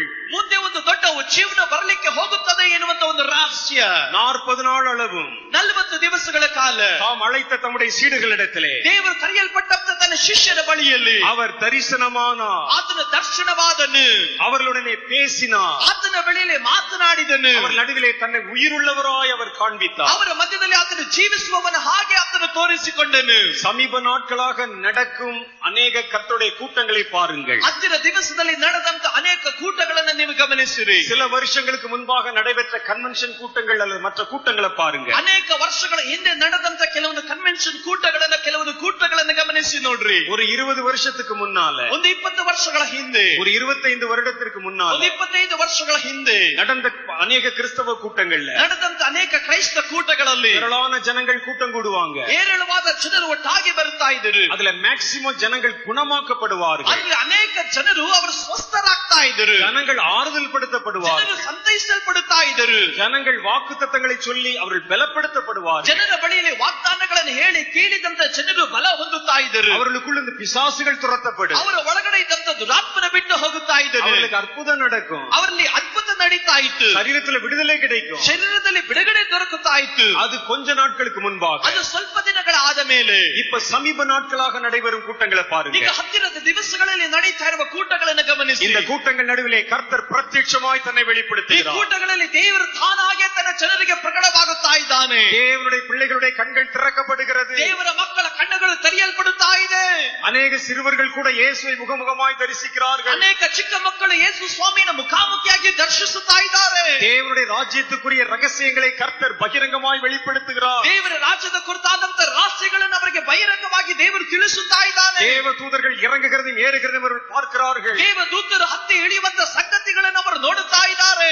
ஏன் இவைகளெல்லாம் சமீப காலமாய் நடக்கிறது? ಇವೆಲ್ಲ ಕಾರ್ಯಗಳು ಹತ್ತಿರದ ದಿವಸಗಳಲ್ಲೇ ನಡೀತಾ ಇದೆ. நீங்கள் ஒலிவ மலையில் 5 அப்பம் 2 மீன் சாப்பிட்ட காலத்தில் இருந்து, ನೀವು ಒಲಿವ್ ಮರದಲ್ಲಿ ಗುಡ್ಡದಲ್ಲಿ ನೀವು 5 ರೊಟ್ಟಿ 2 ಮೀನನ್ನು ತಿಂದಿದಂತ ಆ ಕಾಲದಲ್ಲಿ கர்த்தர் ஆயத்தப்படுத்துகிற 40 நாள் ಅನುಭವத்துக்குள் வந்து விட்டீர்கள். ಅದರಲ್ಲಿ ಕರ್ತನ ಸಿದ್ಧ ಮಾಡಿದಂತ 40 ದಿವಸದ ಆ ಸಿದ್ಧತೆಯಲ್ಲಿ ನೀವು ಬಂದಿದ್ದೀರಿ. இந்த காலத்தில் இப்படித்தான் நடக்கும். ಈ ಕಾಲದಲ್ಲಿ ಇದೇ ರೀತಿ ನಡೆಯುತ್ತದೆ. கர்த்தர் உங்களுக்கு தரிசனமாவார். ಕರ್ತನು ನಿಮಗೆ ತನ್ನನ್ನು ತಾನು ತೋರಿಸಿಕೊಳ್ಳುತ್ತಾನೆ. உங்கள் கண்களை திறப்பார். ನಿಮ್ಮ ಕಣ್ಣುಗಳನ್ನು ತೆರೆಯುತ್ತಾನೆ. தேவ ரகசியங்களை வெளிப்படுத்துவார். ದೇವರ ರಹಸ್ಯಗಳನ್ನು ನಿಮಗೆ ಪ್ರಕಟಿಸುತ್ತಾನೆ. கர்த்தர் உங்களிடத்திலே பேசுவார். ಕರ್ತನು ನಿಮ್ಮ ಬಳಿಯಲ್ಲಿ ಮಾತನಾಡುತ್ತಾನೆ. நாங்கள் 4 மாடியில் சில வருடங்களுக்கு முன்பாக கூட்டம் நடத்தின பொழுது, ನಾವು 4 ಮಾಡ್ಬಿಯಲ್ಲಿ ಸ್ವಲ್ಪ ವರ್ಷಗಳ ಹಿಂದೆ ನಾವು ಕೂಟವನ್ನು ನಡೆಸಿದಾಗ கர்த்தர் அந்த கூட்டத்திலே பிரத்யட்சமாய் இறங்கி வந்தார். ಕರ್ತನ ಕೂಟದಲ್ಲಿ ತಾನು ಪ್ರತ್ಯಕ್ಷನಾಗಿ ಆತನು ಇಳಿದು ಬಂದನು. 9 மணிக்கு அந்த கூட்டம் நிறைவேற வேண்டிய கூட்டம். 9 ಗಂಟೆಗೆ ಆ ಕೂಟ ನಿಲ್ಲಬೇಕಾದ ರಾತ್ರಿ 11 மணி வரைக்கும் நீடித்தது. ರಾತ್ರಿ 11 ಗಂಟೆವರೆಗೂ ಅದು ಕೂಟ ನಡೀತಾ ಇತ್ತು. நாங்கள் கூட்டத்தை முடித்து விட்டு கடந்து போன போது கூட ಕೂಟವನ್ನು ಮುಗಿಸಿಕೊಂಡು ನಾವು ಹಿಂತಿರುಗಿ ಹೋಗುವುದಾದರೂ அந்த முகாமுக்கு வந்தவர்கள் இந்த இடத்தை விட்டு போகவில்லை. ಆ ಸಮಾವೇಶಕ್ಕೆ ಬಂದಂತ ಜನರು ಬಿಟ್ಟು ಹೋಗಲೇ ಇಲ್ಲ. கர்த்தரிடத்தில் அவர் பேசிக்கொண்டே இருந்தார்கள். ಅವರು ಕರ್ತನ ಬಳಿಯಲ್ಲಿ ಮಾತನಾಡುತ್ತಾನೆ ಇದ್ದರು. நான் அபிஷேகம் பண்ணப்பட்டு அழைக்கப்பட்ட போது, ನಾನು ಅಭಿಷೇಕ ಮಾಡಿ ನಾನು ಕರೆಯಲ್ಪಟ್ಟಾಗ 78-79 78-79 ಇಸ್ವಿಯಲ್ಲಿ அபிஷேகம் பண்ணப்பட்ட அதே நாள் ಅಭಿಷೇಕ ಮಾಡಲ್ಪಟ್ಟ ಅದೇ ದಿವಸದಲ್ಲಿ என் கண்கள் திறக்கப்பட்டு தேவ தரிசனங்களை கண்டேன். ನನ್ನ ಕಣ್ಣುಗಳು ತೆರೆಯಲ್ಪಟ್ಟು ದೇವರ ದರ್ಶನವನ್ನು ನೋಡಿದೆ. அதன் பின்பாக கர்த்தர் இப்படிப்பட்ட ஆவிக்குரிய அனுபவங்களுக்குள் என்னை வழிநடத்தினார். ಅನಂತರವಾಗಿ ದೇವರು ಈ ರೀತಿಯಾದಂತಹ ಒಂದು ಆತ್ಮಿಕವಾದ ಅನುಭವಗಳಲ್ಲಿ ದೇವರ ದಾರಿ ನಡೆಸಿದನು. அபிஷேகம் பண்ணப்பட்ட ஒரு வருஷத்துக்கு பிறகு ಅಭಿಷೇಕ ಹೊಂದಿದಂತ ಆ 1ನೇ ವರ್ಷದಲ್ಲಿ நான் மேலையிலே ஜெபித்துக் கொண்டிருந்த பொழுது ನಾನು ಪ್ರಾರ್ಥನೆ ಮಾಡುತ್ತಾ ಇರಬೇಕಾದ್ರೆ இயேசுவை முகமுகமாய் தரிசித்தேன். ಯೇಸುವಿನ ಮುಖಾಮುಖಿಯಾಗಿ ನೋಡಿದೆ. அது 1981 வருஷம். 1979 ಇಸ್ವಿಯಲ್ಲಿ இயேசு என்னிடத்திலே 45 நிமிஷங்கள் பேசினார். ಯೇಸು ಸ್ವಾಮಿ ನನ್ನ ಬಳಿಯಲ್ಲಿ 45 ನಿಮಿಷಗಳ ಕಾಲ அவர் ஒரு ಮಾತನಾಡಿದರು. மனிதனை போல எனக்கு தன்னை வெளிப்படுத்தினார். ಆತನೊಂದು ಮನುಷ್ಯನ ಹಾಗೆ ನನ್ನ ಬಳಿಯಲ್ಲಿ ತಾನು ಪ್ರಕಟನಾದನು. அவரை தொட்டு பார்க்க கூடியதாக இருந்தது. ಆತನನ್ನು ಮುಟ್ಟು ನೋಡಲಿಕ್ಕೆ ಸಾಧ್ಯವಾಗುವಂತ நான் ಅನುಭವವಾಗಿತ್ತು. அவரை ஒரு தரிசனத்திலோ சொப்பனத்திலோ பார்க்கல. ನಾನು ಒಂದು ದರ್ಶನದಲ್ಲೋ ಒಂದು ಕನಸಿನಲ್ಲೋ ನೋಡಲಿಲ್ಲ. ஒரு மனிதனை பார்ப்பதை போல பார்த்தேன். ಒಂದು ಮನುಷ್ಯನನ್ನು ನೋಡುವ ಹಾಗೆ ನಾನು ನೋಡಿದೆನು. அதன் பின்பு பல முறை நான் இயேசுவை தரிசித்தேன். ಅನಂತರವಾಗಿ ಅನೇಕ ಸಾರಿ ಯೇಸು ಸ್ವಾಮಿಯನ್ನು அநேக ನೋಡಿದೆನು. ஆவிக்குரிய அனுபவங்களுக்குள் கர்த்தர் என்னை அழைத்துச் ನಮ್ಮ சென்றார். ಅನೇಕ ಆತ್ಮಿಕವಾದ ಅನುಭವಗಳಲ್ಲಿ ದೇವರು ನನ್ನನ್ನು ದಾರಿ அதே ನಡೆಸಿದನು. நேரத்தில் நான் வெளியே என்னுடைய ஊழியத்தை செய்து கொண்டிருந்தேன். ಅನೇಕ ಸಾರಿ ನಾನು ಹೊರಗಡೆ ಸೇವೆ ಮಾಡುತ್ತಾ ಇದ್ದೇನೆ. நான் எல்லா விதமான ஊழியத்தையும் செஞ்சிருக்கிறேன். ನಾನು ಎಲ್ಲಾ ರೀತಿಯ ಸೇವೆಯನ್ನು ಮಾಡಿದ್ದೇನೆ. சின்ன கிராமங்கள்ல நின்று வெளியே பிரசங்கம் பண்ணி இருக்கிறேன். ನಾನು ಚಿಕ್ಕ ಹಳ್ಳಿಗಳಲ್ಲಿ ನಿಂತು ನಾನು ಸೇವೆ ಮಾಡಿದ್ದೇನೆ. வீதிகளிலே டிராக்ஸ் கொடுத்திருக்கிறேன். ಬೀದಿಗಳಲ್ಲಿ ಕರಪತ್ರಗಳನ್ನು ಕೊಟ್ಟಿದ್ದೇನೆ. ஆளே இல்லாத கூட்டத்துல பஸ் ஸ்டாண்ட்ல நின்று பேசி இருக்கிறேன். ಜನರ ಇಲ್ಲದಿರುವಂತ ಬಸ್ ನಿಲ್ದಾಣಗಳಲ್ಲಿ ಪ್ರಸಂಗ ಮಾಡಿದ್ದೇನೆ. எளிய ஜனங்கள் இருக்கிற கிராமத்திலே பேசி இருக்கிறேன். ಅಲ್ಲ ಜನಗಳಿರುವಂತ ಹಳ್ಳಿಗಳಲ್ಲಿ ಮಾತನಾಡಿದ್ದೇನೆ. ஆலயங்களிலே பேசினேன். ನಾನು ದೇವಾಲಯಗಳಲ್ಲಿ ಮಾತನಾಡಿದ್ದೇನೆ. கொஞ்சம் வருஷத்துக்கு பிறகு பத்திரிகை ஆரம்பித்தேன். ನಾನು ಸ್ವಲ್ಪ ವರ್ಷಗಳಾದ ಮೇಲೆ ಪತ್ರಿಕೆಯನ್ನು ಆರಂಭಿಸಿದೆ. சின்ன சின்ன சபை கன்வென்ஷன்கள்ல பேசி ಚಿಕ್ಕ இருக்கிறேன். ಚಿಕ್ಕ ಸಭೆಯ ಜೀವನ ಕೂಟಗಳಲ್ಲಿ ಮಾತನಾಡಿದೆ. ஆனால் என்னுடைய எந்த செய்தியிலும் நான் என் அனுபவங்களை பற்றி பேசினதில்லை. ಆದ್ರೆ ನಾನು ಯಾವ ಸಂದೇಶದಲ್ಲಿ ನನ್ನ ಅನುಭವಗಳ ಕುರಿತಾಗಿ ಮಾತನಾಡಿರಲಿಲ್ಲ. ஒரு சபைக்கு போனா ஒரு வசனத்தை எடுத்து பேசுவேன். ಒಂದು ಸಭೆಗೆ ಹೋದ್ರೆ ಒಂದು ವಚನ ತೆಗೆದು ನಾನು ಮಾತನಾಡುತ್ತೇನೆ. ஒரு முகாமுக்கு போனா கிளாஸ் நடத்துற மாதிரி நடத்துவேன். ಒಂದು ಸಮಾವೇಶಕ್ಕೆ ನಾನು ಹೋದ್ರೆ ಒಂದು ಕ್ಲಾಸ್ ಅನ್ನು ತರಗತಿಯನ್ನು ನಡೆಸುವ ಹಾಗೆ ನಡೆಸುತ್ತಾ ಇದೆ. விசேஷம் அறிவிக்க போனா இயேசுவின் அன்பை குறித்தும் இயேசுவின் சிலுவையை பற்றியும் பேசுவேன். ಸುವಾರ್ತೆ ತಿಳಿಸುವುದಕ್ಕೆ ಹೋದ್ರೆ ಯೇಸುವಿನ ಪ್ರೀತಿಯ ಕುರಿತಾಗಿ ಯೇಸುವಿನ ಪ್ರೀತಿಯ ಕುರಿತಾಗಿ ಮಾತನಾಡುತ್ತಾ ஆனால் ಇದೆ. ஒரு நாளும் நான் அதில் என்னுடைய அனுபவத்தை கலந்து சொல்வதில்லை. ಆದ್ರೆ ಒಂದು ದಿವಸವೂ ನನ್ನ ಅನುಭವವನ್ನು ಸಹ ನಾನು ಹೇಳಿಕೊಳ್ಳುತ್ತಾ ಇರಲಿಲ್ಲ. எனக்கு ரொம்ப நெருக்கமான சில நண்பரிடத்திலே மாத்திரம் நான் இதை பகிர்ந்து ನನಗೆ கொள்வேன். ಬಹಳ ಹತ್ತಿರವಾಗಿದ್ದಂತ ಸ್ನೇಹಿತರ ಬಳಿಯಲ್ಲಿ ಮಾತ್ರ ಮಾತನಾಡುತ್ತಾ ಇದ್ದೆ. நான் கர்த்தரை பார்த்தேன், கர்த்தர் பேசினார் என்பேன். ನಾನು ಹೇಳ್ತಾ ಇದ್ದೆ, ಕರ್ತನನ್ನು ನೋಡಿದೆ, ಕರ್ತನ ಬಳಿಯಲ್ಲಿ ಮಾತನಾಡಿದೆ ಎಂದು. ஏறத்தாழ 25 வருஷங்கள் 28 வருஷம் ஓடியது. ಹೆಚ್ಚು ಕಮ್ಮಿ 28 ವರ್ಷಗಳು ಹಾದು ಹೋದವು. திடீரென்று கர்த்தர் ஒரு நாள் என்னை அழைத்து பேசினார். ತಕ್ಷಣವಾಗಿ ದೇವರು ದಿಢೀರಂತ ನನ್ನನ್ನು ಕರೆದನು. இனி நீ போகிற இடத்துல, ಇನ್ನು ನೀನು ಹೋಗುವ ಸ್ಥಳದಲ್ಲಿ, இனி நீ போகிற ஜனங்களுக்கு நடுவில், ಇನ್ನು ನೀನು ಹೋಗುವಂತ ಜನರ ಮಧ್ಯದಲ್ಲಿ நீ பெற்றுக்கொண்ட உன் அனுபவங்களை குறித்து பேச வேண்டும். ನೀನು ಹೊಂದಿಕೊಂಡಂತ ಅನುಭವಗಳ ಕುರಿತಾಗಿ ಮಾತನಾಡಬೇಕು. நீ என்னை தரிசனத்தை பற்றி சொல்லணும். ನೀನು ನನ್ನನ್ನು ದರ್ಶಿಸಿದಂತ ರೀತಿಯ ಕುರಿತಾಗಿ ಹೇಳಬೇಕು. நீ அதை ஜனங்களுக்கு அறிமுகப்படுத்தி வைக்கணும். ಇದನ್ನ ಜನರಿಗೆ ನೀನು ಪರಿಚಯ ಮಾಡಿಕೊಡಬೇಕು. நான் ஆண்டவரிடத்திலே ஜெபம் பண்ணினேன். ನನ್ನ ದೇವರ ಬಳಿಯಲ್ಲಿ ಪ್ರಾರ್ಥಿಸಿದೆ. இத போய் பப்ளிக்ல சொன்னா யார் நம்புவார்கள்? ಇದನ್ನು ಹೋಗಿ ಪಬ್ಲಿಕ್ ಬಳಿಯಲ್ಲಿ ಹೇಳಿದ್ರೆ ಯಾರು ನಂಬ್ತಾರೆ? ஜெபம் பண்ணி கொண்டிருந்த பொழுது குதிரைகள் ஓடுற சத்தம் கேட்டு சொன்னா யார் அதை ನಾನು ஏற்றுக்கொள்வார்கள்? ಪ್ರಾರ್ಥನೆ ಮಾಡುತ್ತಾ ಇರಬೇಕಾದ್ರೆ ಕುದುರೆಗಳು ಓಡುವಂತ ಶಬ್ದವನ್ನು ನಾನು ಕೇಳಿದೆ ಅಂತ ಹೇಳಿದ್ರೆ ಯಾರು ನಂಬ್ತಾರೆ? யோவான் சொன்ன வெளிப்படுத்துற விசேஷத்தை இன்னைக்கு அநேகர் ஏற்றுக்கொள்வதில்லை. ಅಲ್ಲಿ ಯೋಹಾನ ಹೇಳಿದಂತ ಪ್ರಕಟಣೆಯನ್ನ ಇವತ್ತು ಯಾರು ಅಂಗೀಕರಿಸದೇ ಇಲ್ಲ. நான் சொன்னால் யார் அதை நம்புவார்கள்? ನಾನು ಹೇಳಿದ್ರೆ ಯಾರು ಅದನ್ನು ನಂಬುತ್ತಾರೆ? இயேசுவை தொட்டு பார்த்தேன்னு சொன்னா யார் நம்புவாங்க? ಅಲ್ಲಿ ಯೇಸುವನ್ನು ಮುಟ್ಟು ನೋಡ್ತೀರಾ, ಯಾರು ನಂಬ್ತಾರೆ? இயேசு ஒரு மனிதன் மாதிரி பேசினார்னா யார் நம்புவார்கள்? ಯೇಸು ಸ್ವಾಮಿ ಒಂದು ಮನುಷ್ಯನ ಹಾಗೆ ಮಾತನಾಡ್ತಾನಂದ್ರೆ ಯಾರು ನಂಬ್ತಾರೆ? கர்த்தர் சொன்னார், ಕರ್ತನೆ ಹೇಳಿದನು, இதை ஜனங்களுக்கு சொல்வதற்காய்த்தான் நான் உன்னை 25 வருடமாய் ஆயத்தப்படுத்தியிருக்கேன். ಇದನ್ನು ಜನರಿಗೋಸ್ಕರವಾಗಿ ಹೇಳೋದಕ್ಕೋಸ್ಕರವಾಗಿನೇ 25 ವರ್ಷಗಳಿಂದ ನಾನು ನಿನ್ನನ್ನು ಸಿದ್ಧಪಡಿಸುತ್ತಾ ಇದ್ದೇನೆ. ஆவியிலே தரிசிக்கிற அனுபவங்களை தந்திருக்கிறேன். ಆತ್ಮದಲ್ಲಿ ನೀನು ದರ್ಶಿಸುವಂತ ಅನುಭವವನ್ನು ನೀನು ಹೊಂದಿಕೊಂಡಿದ್ದೀಯ. ஆவியில் சஞ்சரிக்கிற அனுபவங்களை தந்திருக்கிறேன். ಆತ್ಮದಲ್ಲಿ ಸಂಚರಿಸುವಂತ ಅನುಭವವನ್ನು ನಾನು ನಿನಗೆ ಕೊಟ್ಟಿದ್ದೇನೆ. நீ அதை ஜனங்களுக்கு நடுவில் சொல்ல வேண்டும் என்றார். ಅದನ್ನು ಜನರ ಬಳಿಯಲ್ಲಿ ನೀನು ಹೇಳಬೇಕು. ஏன் ஆண்டவர் இதை சொல்ல வேண்டும் என்று கேட்டேன். ಏನಕ್ಕೋಸ್ಕರವಾಗಿ ದೇವರು ಇದನ್ನು ಹೇಳಬೇಕಂತ ನಾನು ಕೇಳಿದೆ. அப்பொழுது கர்த்தர் சொன்னார், ಆಗ ಕರ್ತನೆ ಹೇಳಿದನು, நான் உன்னை சந்தித்ததை போல என் ஜனங்களை சந்திக்க போகிறேன். ನಾನು ನಿನ್ನನ್ನು ಸಂದರ್ಶಿಸಿದ ಹಾಗೆ ನಾನು ನನ್ನ ಜನರನ್ನು ಸಂದರ್ಶಿಸಲಿಕ್ಕೆ உன் ಹೋಗುತ್ತೇನೆ. கண்களை திறந்ததை போல அந்த கூட்டத்தின் கண்களை திறக்க போகிறேன். ನಿನ್ನ ಕಣ್ಣುಗಳನ್ನು ತೆರೆದ ಹಾಗೆ ಜನರ ಕಣ್ಣುಗಳನ್ನು ನಾನು ತೆರೆಯುತ್ತೇನೆ. அவர்களோடு நான் பேச விரும்புகிறேன். ಅವರ ಬಳಿಯಲ್ಲಿ ನನ್ನ ಮಾತನಾಡಲಿಕ್ಕೆ ಇಚ್ಛಿಸುತ್ತೇನೆ. கடைசி கால தலைமுறையோடு என்னுடைய தரிசனங்களை தர விரும்புகிறேன். ಈ ಕಡೆ ಕಾಲದ ತಲೆಮಾರಿನ ಬಳಿಯಲ್ಲಿ ನನ್ನ ದರ್ಶನವನ್ನು ನಾನು ಕೊಡಲಿಕ್ಕೆ ಹೋಗುತ್ತೇನೆ. வாலிபர்களின் கண்களை தொட விரும்புகிறேன். ಯೌವನಸ್ಥರ ಕಣ್ಣುಗಳನ್ನು ನಾನು ಮುಟ್ಟಲಿಕ್ಕೆ ಇಷ್ಟಪಡುತ್ತೇನೆ. உங்கள் குமாரர்களும் குமாரத்திகளுடைய வாய்களின் கட்டுக்களை அறுக்க விரும்புகிறேன். ಕುಮಾರರು ಮತ್ತು ಕುಮಾರಿಯರ ಬಾಯಿಗಳಲ್ಲಿ ಇರುವಂತಹ ಬೆತ್ತನವನ್ನು ನಾನು ಬಿಚ್ಚಲಿಕ್ಕೆ ಹೋಗುತ್ತೇನೆ. உங்கள் மூப்பர்களுக்கு நான் தரிசனையாக விரும்புகிறேன். ಹಿರಿಯರಿಗೆ ನಾನು ದರ್ಶಿಸಲಿಕ್ಕೆ ಹೋಗುತ್ತೇನೆ. எனக்கு அது புரியவில்லை. ನನಗೆ ಅದು ಅರ್ಥವಾಗಲಿಲ್ಲ. மறுபடியும் நான் கர்த்தரிடத்தில் ನಾನು வாதாடினேன். ಮತ್ತೆ ದೇವರ ಸನ್ನಿಧಿಯಲ್ಲಿ ಮೊರೆ ಇಟ್ಟೆ. நான் இதை பொது ஜனங்களிடத்தில் சொல்லணும்னா, ನಾನು ಇದರ ಜನರ ಗುಂಪಿನ ಬಳಿಯಲ್ಲಿ ಹೇಳಬೇಕಾದರೆ, நான் பெற்றுக்கொண்ட காரியத்தை ஜனங்களிடம் சொன்னா ஜனங்கள் கேலி செய்வார்கள். ಅಲ್ಲದೆ ನಾನು ಹೇಳಿದ ಮುದ್ದು ಕೊಟ್ಟಂತ ಕಾರ್ಯವನ್ನ ಜನರ ಬಳಿಯಲ್ಲಿ ಹೇಳಲಿಕ್ಕೆ ಹೋದ್ರೆ ಜನರು ಪರಿಹಾಸ ಮಾಡುತ್ತಾರೆ. அதனால எந்த பிரயோஜனம் உண்டாக போகிறதில்லை. ಇದರಿಂದ ಯಾವ ಪ್ರಯೋಜನ ಉಂಟಾಗೋದಿಲ್ಲ. அது வீணான விவாதங்களுக்கு தான் வழிவகுக்கும். ಅಲ್ಲದೆ ಇದು ವಿನಾದವಾದಂತ ಚರ್ಚೆಗಳಿಗೆ ಮಾತ್ರವೇ ಇದು ಸ್ಥಳ ಮಾಡಿಕೊಡುತ್ತದೆ. ஒருவேளை நான் இது அவர்களுக்கு சொல்லும்படிக்கு நீர் விரும்பினால், ಅಲ್ಲದೆ ನಾನು ಇದನ್ನು ಹೇಳಬೇಕಂತ ನೀನು ಬಯಸಿದರೆ,